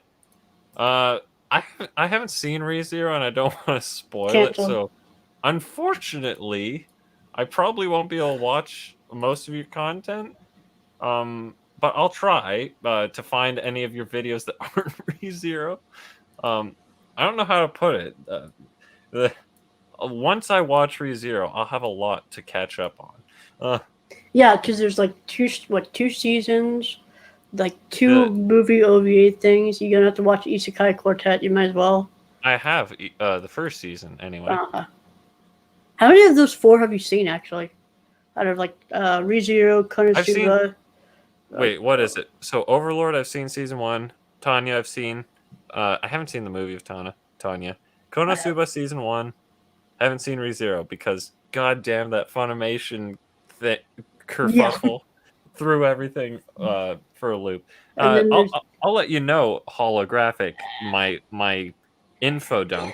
And then there's the director's cut episodes that they have been dubbed but not released on disc. I know, it's the truest form of cuckoning. So my info dump for why I haven't seen ReZero is that initially I'm like, okay, I'll wait for a dub. So then the dub came on the discs, but then Funimation was like, oh, you have to replace your discs because we put out inferior disc quality. So I'm like, okay, I'll wait for that then, I guess. So then I sent the discs and they took like 6 months to even respond. And then they eventually got the discs to me. And by the time the discs came, they announced, what was it, season 2. And I'm like, oh, great. I might as well just wait for season 2 and binge the whole thing, you know? And then when right before season 2 came out, director's cut came out. And I'm like, good God, what do I watch? Do I watch the director's cut now? And then I'm like, wait for the dub for the director's cut. Well, the joke is that I was going to say, well, I want to watch a dub, but I don't want to watch the sub director's cut because it has no dub. And then they did actually dub it. So I'm like, oh, well, what do? Do I watch the Blu-rays that I waited 17 years to get, or do I watch the frickin' streams? So I'm just the biggest conflicted ReZero viewer ever. And then season 2, you know, that starts airing, and I'm like, well, I gotta wait for that to get dubbed, and I have to wait for that to get a physical release to get discs that need to be replaced again for that. And then by the time that's done, season 3 will be announced. So that's my conundrum. I thought you deserved that because you're the ReZero guy. You need to know. That's rough. It is quite rough. But yeah, so Isekai Quartet, I'm honestly almost qualified to watch all of it. Mm-hmm. And also Shield Hero. Reese has seen all that. Is that Brad or is that you? That was me. Okay. just because I didn't want to have to waste time switching tabs to another YouTube just so I can comment as myself. I am still waiting for my Blu-ray disc too. WTF is wrong with Funimation sending me back one disc when I sent them to. Okay. It's funny though, because I'm in Canada and Lashonsky's in the US and he's still processing through this. It was funny though, because they sent me Sort of the Stranger had a replacement program because they were missing subtitles for that one part where they speak Chinese. It wasn't just one part, it was just throughout the movie. Oh, I guess that's true. I only distinctly remembered the one part that I cared about.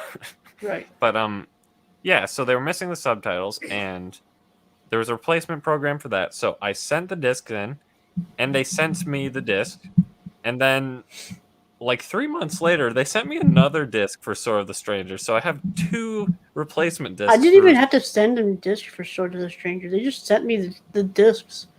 Oh, really? Because I didn't even have to send them the disc back. I had to.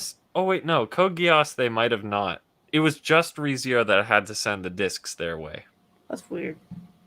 Yeah, I don't get it. I still have to do the Akira thing if I can still get it because it's $75 on Amazon from third party. I hope that Funimation gets restocks from. It's just the pandemic that's lowering their stock count Yeah. currently. Well, no, they were also like moving warehouses. The warehouses, yeah. So I hope it's a that's actually combination going to of go that. through until May. And if I remember then right. they really did y'all bad. Yep. Amen, brother. So what else have you been watching? Anything else? I'm looking at my anime list and it says Tower of God episode 2, and I'm like, wait, what? Because I was looking at all the shows that I need to continue, and I'm like, no, I've seen 2 episodes of Tower of God, so I just updated that, so it's actually been many months since I've seen that. But let's see. Tomozaki-kun. So, you know that podcast that called us out? Thank you, Aquila, for the chat. If you had anything you wanted to say, we'll read it out. But what is it? That podcast that called us out?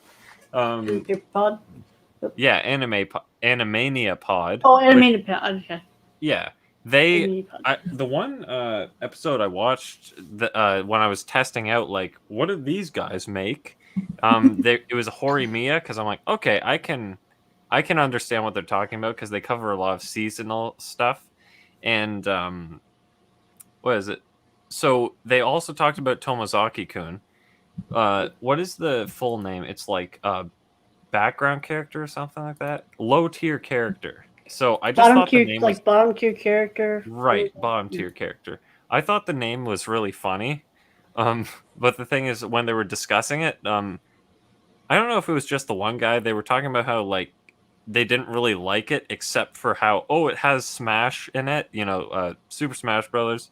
Like they have a clone of that game that's like a bootleg for copyright reasons, and they have a lot of like actual.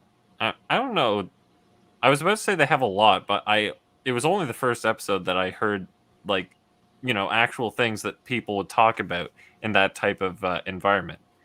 But so I had like kind of low expectations going into it, and Lance even commented on it how he didn't really like it or whatever. He said that I might like it, and I'm like, okay, I'll just watch it because it has a dub coming now. I feel like that's the recurring theme of the night. It has a dub, but what is it? So I started watching it, and I think the way Lance pitched it to me was some girl was grooming him, which technically, I mean, kind of, but all she's really doing is teaching this bottom tier guy how to clean himself up, and essentially her goal is to get him a girlfriend. Not necessarily her, but the story's likely going to push for that. But I'm actually really enjoying it. For whatever reason, I think it's because I had such low expectations. The color palette I actually don't really like. I'm like, what is with these character designs? There's something about it that's so underwhelming, and I think it's the palette. Like all the colors are muted. Like I like a vibrant color scheme in anime, but yeah. Otherwise, I actually kind of dig the concept. Like the initial episode, I'm like, oh. The person that he's meeting up with, like it's one of those offline meeting things. He's the number 1 Smash player, and he's meeting I don't know if it's the number 2 Smash player, but turns out it's that girl from his school. And then she's like, oh, you're miserable and terrible or whatever. And then it's like, am I really that bad? It's like, well, you know what? We'll shaping you up to make you not a bottom tier character and stuff. So I'm like the initial episode, I want to describe it as it kind of leaves a bad taste in your mouth, but then after you get over that hump, you're like, okay, I can kind of dig where this is going. Because initially you'd think something like, oh, maybe she'd be all excited that, oh, I know this person, or she'd have a profound respect for him, but it was the opposite. So that's why I had this sort of sour taste in my mouth of the first episode. But because she's actually actively helping him, I'm like, this is kind of cool. I'm only 3 episodes into that, but yeah. Let's go back to the chat. And there we go. I've been watching Back Arrow and finally finished Demon Slayer in time for the movie. That was that one. Like you finished watching Demon Slayer for the first time, or rewatching it? I'm guessing for the first time. Okay. So my name is Akila says my name is weird. That's it. Okay. Well, we read your chat as promised. Thank you again for the $5 super chat. Yes, thank you. And Pog then, and more donos. Yeah, Pog for Pog streamer or whatever that is. That band emote. Then Aquila, you have a neat name. I'm changing it to Aquila. Oh, is that how you pronounce it? Aquila? Yeah, Aquila. I was thinking of Aquilamon. Sorry. Aquilamon. So maybe you should change it to that. Aquilamon. Was that Gen 2? That was season 2, yeah. That was the armored digivolutions and stuff. Aquilamon. Is that the... Who was that one? I know that was Yolis. Hawkmon. Aquila? You turned into Aquilamon. Aquilamon, okay. So Aquila, Niruban, oh god, why do you have to have this long name? Niruban Nirmalathantham is your best, that's your waifu / husbando right there. They got your back. They think you have a neat name. You just completely destroyed that. I was thinking tequila or tequila. What do you mean? Tequila or tequila? Is it tequila? Why did he say it twice? He spelled it differently. Tequila or tequila. Okay. It's the second spelling, Lashonsky, with an E. Tequila. All right. You spelled it wrong anyway. There's 2 L's, I think. Maybe. I don't know. I'm probably spelling it wrong. What else? Yeah. What was I? VV. Full dive.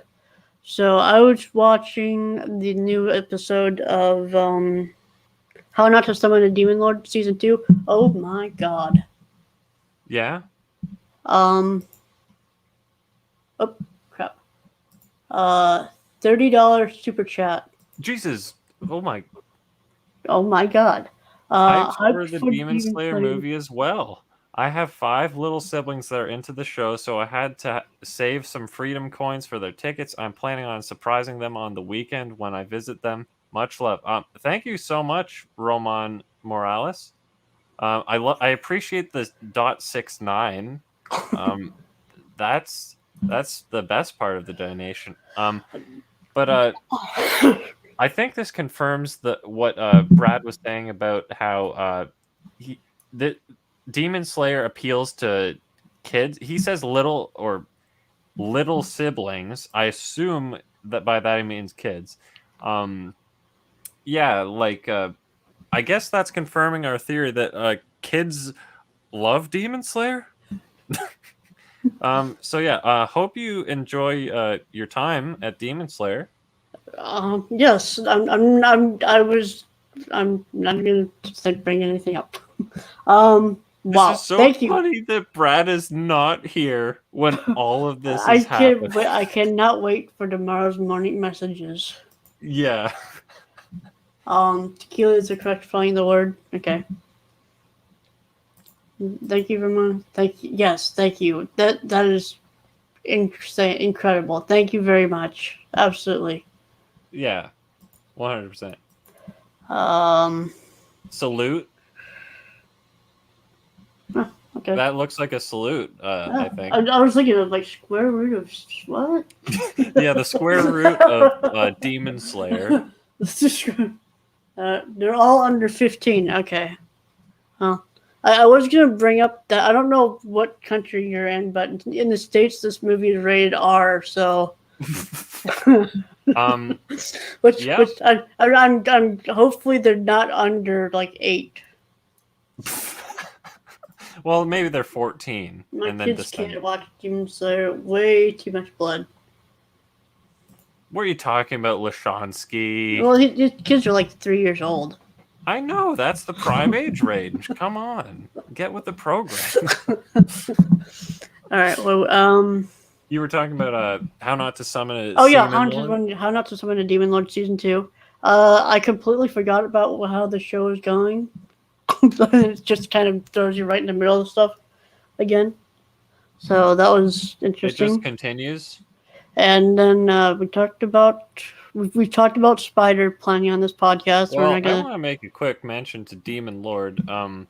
My brother, I think he talked about how he only liked it. Like I think he read it. He only liked it because he was basically forced to be a complete dick or whatever. Which is semi untrue because he does do some like nice things, I guess you could say. But I don't know. He gave me low expectations for it. So then when I watched it, I was actually pleasantly surprised. And I love Eric Vale, Trunks being the main character. I love that because I didn't realize how much I missed hearing him in anime. So now I cherish every time I hear it. Probably ever since Prison School, he was just so good in that. I don't think I watched Prison School dubbed. Who did he voice in that? Who's the glasses guy? The crazy guy? Oh, Gato. I feel like he went by a different name. Gact. He shaved his head at one point. Yeah, the guy who shaved his head. Yeah. God, he was unbelievably good in the dub. You need to rewatch it sometime and watch it with the dub. But yeah, so How Not to Summon a Demon Lord. I was pleasantly surprised. I only got like halfway through it. That's on my my list of continuing things that I didn't finish. Mm-hmm. The one thing I thought was funny though was how I think Edelgard is the name of one of the characters, which I got really acquainted with how that's pronounced from Fire Emblem, the new Fire Emblem game, and he pronounced it Eldegrade in the one shot, and no one caught it, obviously, because it made it to the Blu-ray. Eldegrade. I just wanted to point that out. All right. So that time I got reincarnated as a spider. That time. As a spider. Yes. So I'm a spider. So what? Same show. That show. Same connotation. Yeah. I'm still enjoying it. My Hero Academia Season 5, nothing really just need to say there. Talked about VV, very big Ghost in the Shell standalone complex vibes there. 86. We covered this on the podcast before, actually. I don't know if you were... I can't remember if you were here. Well, what should we cover? I think Funimation is streaming it. I can't remember now. Which show is it? 86. I think Funimation's streaming it to parrot what you just said. Yeah. Anyway, Shadow's House is good. AC mentioned that several times. I'm watching it ahead of any potential watch. It is really interesting. It's cute. It's done by the same studio that did The Promised Neverland. Shadow's House? Shadow's House. The ones with the black faces. Blackface? No. No, yeah. But all the... You have to remember this one. AC's brought this up countless, as often as he could. It's on Funimation. Watch it. I'm trying to look for the promotional art. What is it called? Shadow's House? Shadow's House. SHADOWS House. Shadow's House. It's not in the just premiered section.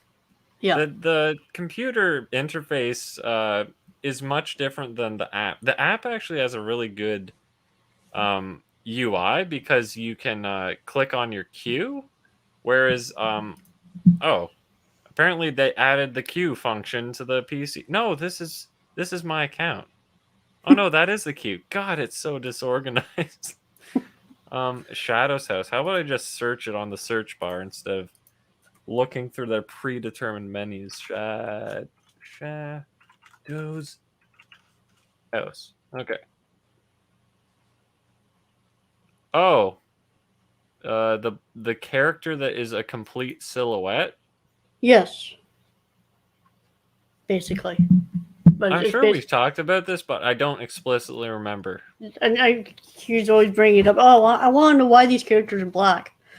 Oh, okay. They're basically emitting soot because of depression. That's depressing. Yeah. And they have these living dolls to take care of them. It's really cute. Oh, so it must be Cloverworks. Yeah, Cloverworks. I don't know what they've done that I have watched. And then combatants have been dispatched, which is pretty funny. Megalobox 2 Nomad is phenomenal. If you like Megalobox 1, if you've seen Tomorrow's Show, you pretty much know how this series has got to end. Oh, really? Yeah. And To Your Eternity is good. And then Margaret, which is also pretty good. How does that sell me on Megalobox? I haven't sold you on Megalobox yet? No. I mean, how does knowing that the end is going to be probably the same, how is that supposed to sell me on it? Because the journey is so fucking good. I watched like a single episode and got put off by how they're essentially doing SD for their animation. That was weird, but the thing it doesn't matter. I don't know what to expect from it. Like, how is adding mechanical arms going to enhance the boxing experience? But Jesus Christ! Yeah, I don't really notice much difference. Holy crap! Oh my god! What is going on here? Thank you very much. I'm Professional glad you like the bag. stream, especially when the guy who actually runs the channel is currently here. When Daddy's away, we make the most money. Apparently, we're gonna have to tell Daddy to lay off the streams. Thank you so much. Yeah, oh my thank God. you. Yeah, especially if you guys enjoy it. Yeah, by all means. We should do this more often. Apparently. So, Megalobox? Yeah, Megalobox. I'm not sure what giant mechanical arms is supposed to sell me on boxing. Like The point of the first season is he doesn't use them, and he uses them at the start, and then the point of his gimmick was he's called himself Gearless Joe. Gearless because he wasn't using any gear. He was just using his own stamina. Strength. He wasn't using the gear. Yeah. So I haven't seen what is that? It's not the Joe one, the other boxing anime. Ippo? Hajime no Ippo. I haven't seen that either. Everyone praises it as the 13th coming of Christ. I plan to buy it. The 13th coming of Boxing Christ. At this point, it basically is because of all the boxing animes that everyone's like, oh, this is so good. Wow, I wonder how many comings it has been because we have Hajime, we got I forget, did Ippo get 2 other seasons? Or I'm thinking of another boxing one, aren't I? No, I think it's Ippo. It got like 2008 or something series. There's the one that the one that Discotech releasing was like a 2000. There was another one afterwards. Yeah, New Challenger and RHYS. Yeah, New Challenger. So that's 3 comings. And then there's Ashuto no Joe. No Joe. This is so stupid. It's got so main television series, and that's got 2. Is that 3 movies? Oh no, it's got a second television series, so we're at 5, and then 2 movies, so that's 7, plus the 2 Megaloboxing. So Megalobox is the 9th coming of Boxing Christ. I don't know why I felt the need to do that, but yeah. Yeah, I'm not into sports or sports anime. I'm not into either. So it's not the easiest sell for me. The closest thing to sports anime that I've enjoyed is Air Gear and I feel like there's something else that's vaguely considered a sport, but it's slipping my mind right now. I know. I watched when we first covered Megalobox on this channel. I dug it. I wanted to get into it, and so I watched all of Tomorrow's Show, all like 120 some odd episodes of it. Absolutely phenomenal. I highly recommend it. Green Line is like trying to match the highest bid. Oh God. Okay, I'm not gonna get out super chatted. I mean, technically, you're not out. Green Line, if you want to come in and join us, you know where to go. Yeah, Green Line will show the benefits of our Discord, all in action. I guess we could catch up on the previous chat, but anyway, I'm saying it won't be the easiest sell for me. Oh wow, there's a lot to catch up on. Wait, hold on, hold on. Yeah, I gotta go back to this one because that kind of must be a pro. No, it's before that. I think like go to Roman's super chat and then below that maybe. Nice. Okay, well, hold on. My kids can't watch Demon Slayer. Oh jeez, keep coming in. I think I'll get to the news super chat in a moment. Hold on. In 17 years. My kids watch Tayo the Little Bus. That's cute. That's a nice Korean animation. Here, been working my ass off recently. Honestly, they don't deserve my effort. I'm wasting on snacks. I'd rather share the wealth. So I'm referring to buying the tickets for siblings. Oh, okay. Eden Zero and Tokyo Revengers look promising. Eden Zero is going to be on Netflix later this year. So. Oh God, I forgot about that. Yeah. I was planning on watching it, but not right now. It looks like a fairy tale clone to me. It's the same creator. So that's why I say it looks like a fairy tale clone, because it feels like he's not actually making a new story. Mm-hmm. But I don't know. He could prove me wrong. All right. This is probably too late now, but if you're on the rewatch, take care, Roman. Thank you again. Wow. Greenline doubling up on our super chats already. Oh, jeez. Good luck, man. Good luck, man. Pog, ONG. Okay, okay. So proud of you guys. Thanks, Holo, Graphic. Thank you. It wouldn't have happened without you, man. I wanted to do a bigger one. I will next time, though. You do not need to do it at all, professional sleeping bag, but it's much greatly appreciated. Greatly appreciated, yeah. God. Jesus Christ.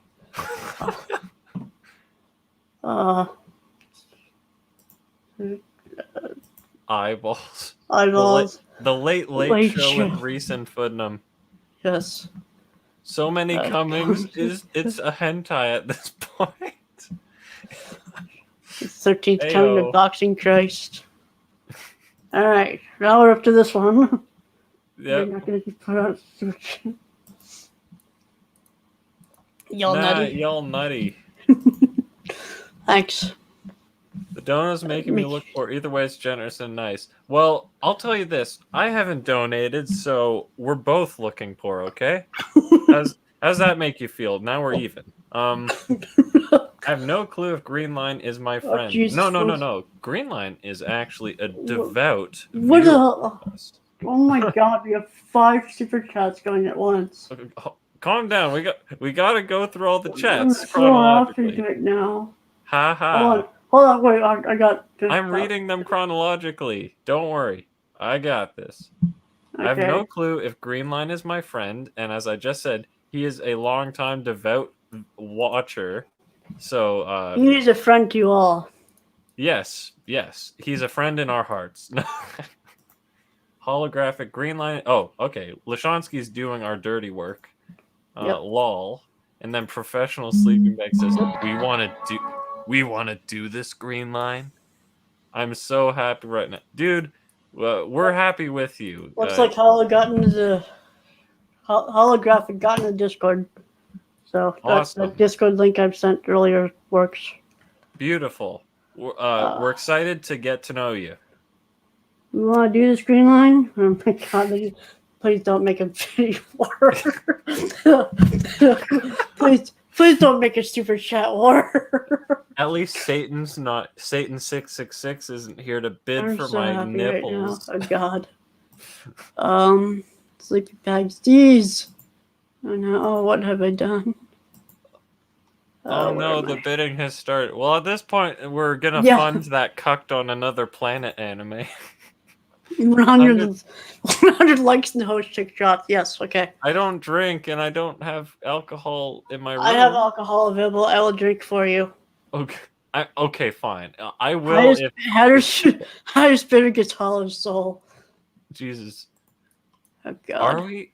I don't know. Are we I doing, don't know. Are we doing this? Oh god. I'm having PTSD flashbacks to the last Dono War we got. Oh, no. God. Oh, donator war. I think that's what Dono War means. I don't know. Yeah. Oh god. Let me go to my Okay, PayPal recall. please do not. Please do not. The war has started. It ends when one falls. Oh boy. I'm kidding. I'm like a dot now, damn it. Oh no. Oh jeez. You ain't beating me. Thank you, professional sleeping bag. And then Romain. Oh, I guess Roman's still on. I was gonna buy the popcorn, but now I'm gonna ask the girlfriend to do it. Well, thank you for buying this popcorn. And thank you for the specific number. I always appreciate the little attention to details. Yep, that 69 at the end always adds so much. Yeah, and you know what? Donations in increments of $4.20. You know that's an option. You know, That is an option. It's a smaller option too. Available. More reasonable option for the wallet. To more accommodate your budget. You know. Holy crap! You guys are nutty. Roman Morales, she gonna break up with you over that extra butter. I'll ask nicely. I'm so happening. I'm witnessing this. Been here since OCA Podcast episode 1. Never seen so much happening in chat. I'm with you, man. This is insane. He's trying to keep his spot as best viewer. He's trying to maintain chairman of OCA Podcast. He's trying to maintain his shareholder status as the top shareholder of Anime Collector LLC or OCA Podcast LLC. Dude, you guys are crazy. Dude, I tried. YouTube didn't let me.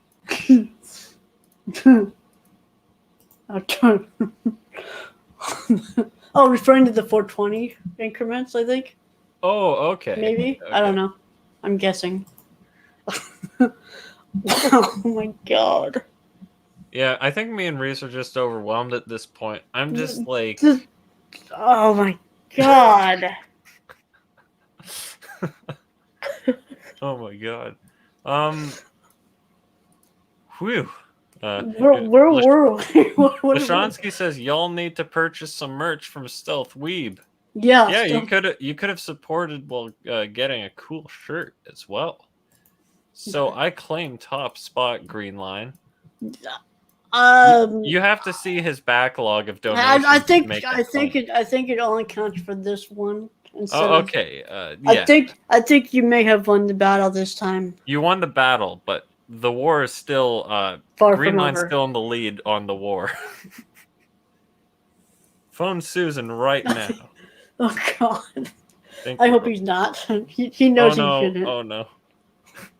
I don't think I could feel good about. We could not ask for that. We would have to. We couldn't feel good about the what do they call it?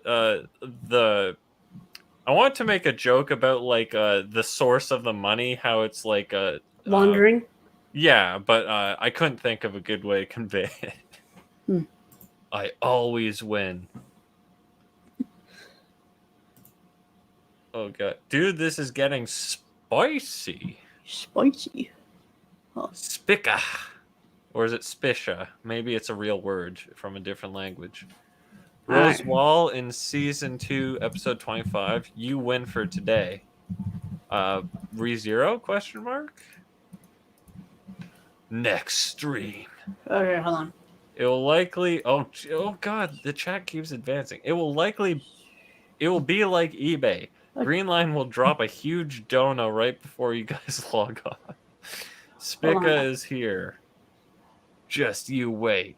Also, hi, Spica. Wait, Spica's a human being? Spica illustrations.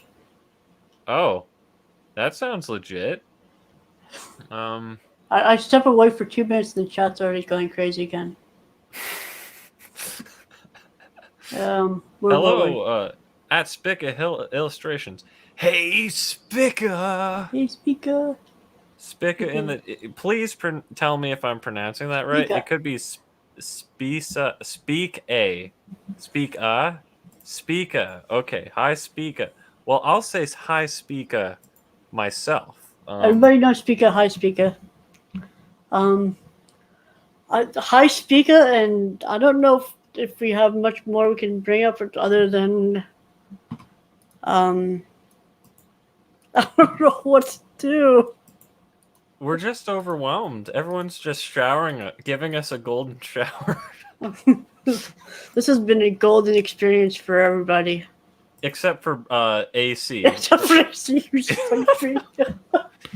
Oh my god. It'll be so funny if he watches this back. I'm still in awe. I'm just baffled.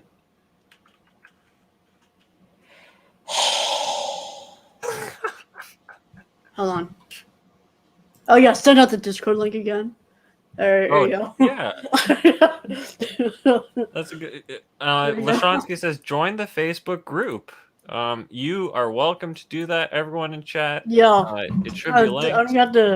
We gotta fix the Discord link in the. Apparently, AC didn't set it to not expire ever. Oh.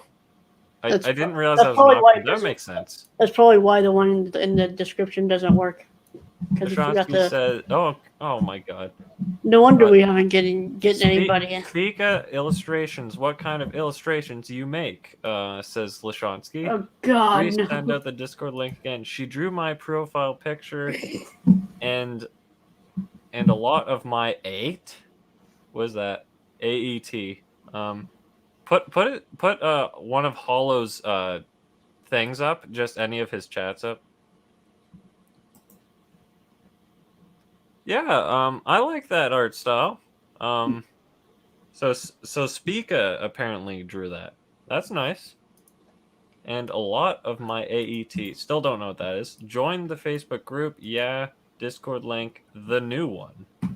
She drew multiple of your PFP. We got a 420 from Rowan Morales. We finally got the 420 increment. Yes, absolutely. We will have a wonderful night after getting the 420. All because of every one of you, we have had a wonderful night successfully. This is insane. And then Speak Illustrations, how are you both doing? I am doing absolutely fantastic right now. How are you doing? I'm doing excellent. I can't help but notice that it says CA $6.99. Do you happen to be located in Canada? Because I am as well. So you're a resident Canadian, are you? Question mark.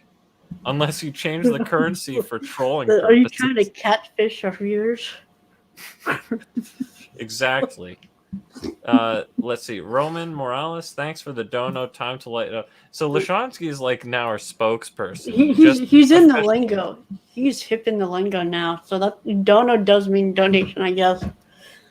I don't often use it. I wonder if Lashonsky is just picking up on it and using it to further communicate in their language. 'Cause I haven't heard about that.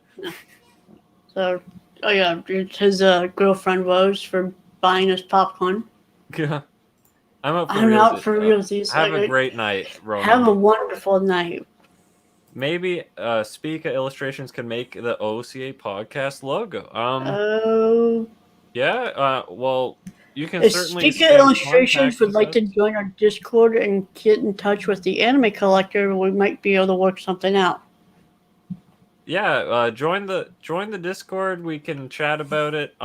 I wouldn't mind chatting you about art as well, because I do a lot of drawing and stuff. I could get you to be my my artist for when I can't be bothered to art something.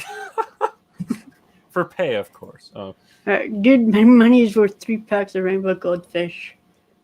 dude, Alright. that is the real currency here, goldfish. No. Goldfish are Denarion Pog. Denarian Pog. Now that I don't understand what. I don't know either.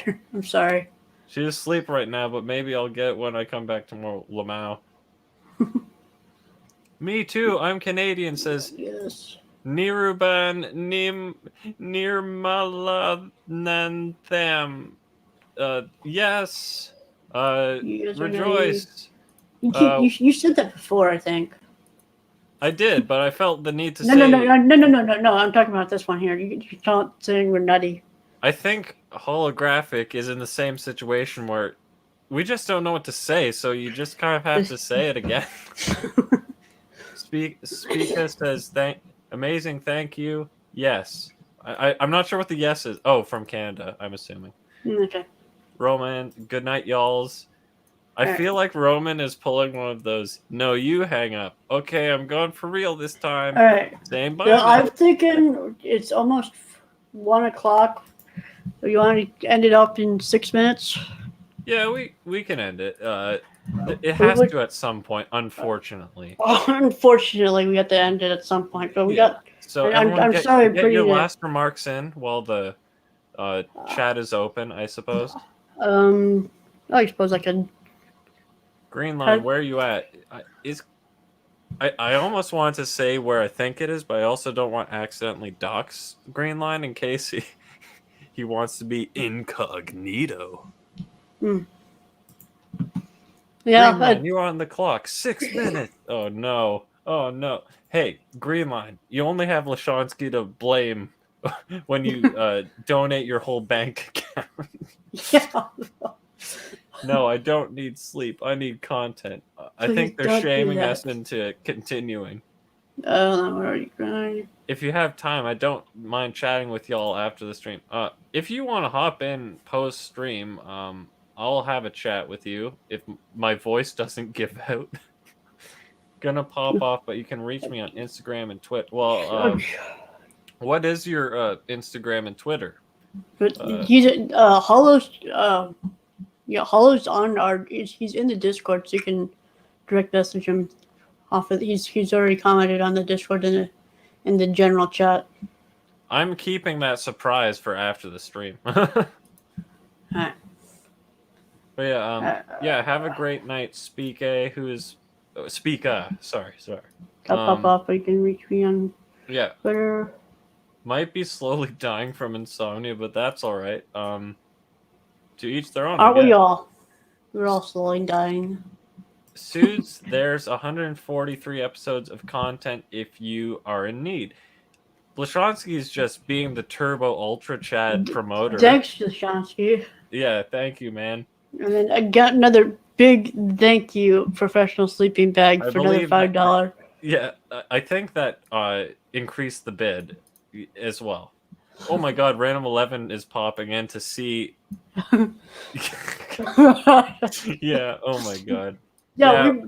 Random 11 sad to say we just insane. made more money tonight than he's really going to make all day tomorrow. There's That's also terrible a voice thing to chat say. channel in the Discord, and Random 11 is feeling the need to one-up Lashonsky being the promoter, second in command. Yeah. Professional Sleep Tonight, thanks for joining. Have a good night. Good night. Voice There's channel. also a voice chat channel in the Discord. You as well, kitty Yep. face. And Spica Illustrations, who would have guessed that was the I guess the @ for the Twitter and the Instagram? So yeah, should have known, I guess. Good night. And very well done. We've been just riding by the seat of our pants. There's nothing really planned for the last 2 hours. Yeah.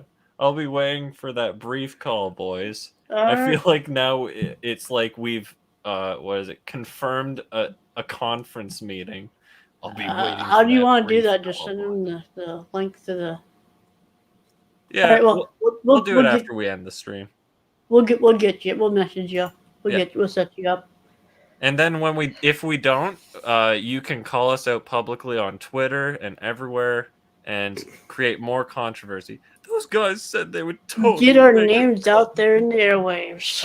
Exactly. That's the plan. Lashonsky, good night. Good night. Another one. Good. Everyone's just saying good night. Turn Holo down.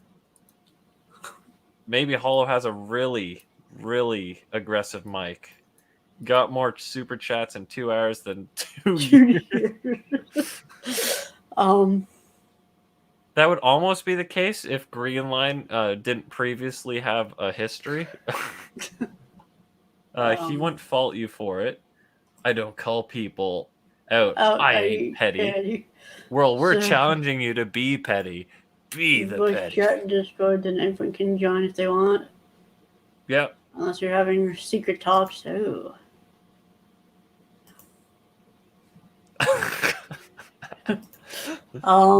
This just got awkward. Let's end it right there without any clarification. Yeah, we got 10 seconds. All the chats are caught up. We should end it here. All right. Thank you, everyone, so much. Thank you again, everybody. We are going to end it. Feel free to follow us on Twitter and check out the Discords. And we can join the Facebook groups. Check out Stealth Weeb. There's Patreon down there if you want to join the Patreons. Find out if he's a Discord mod by joining the Discord. Surprise is up to you to find out. I'm going to post the Discord link just one more time.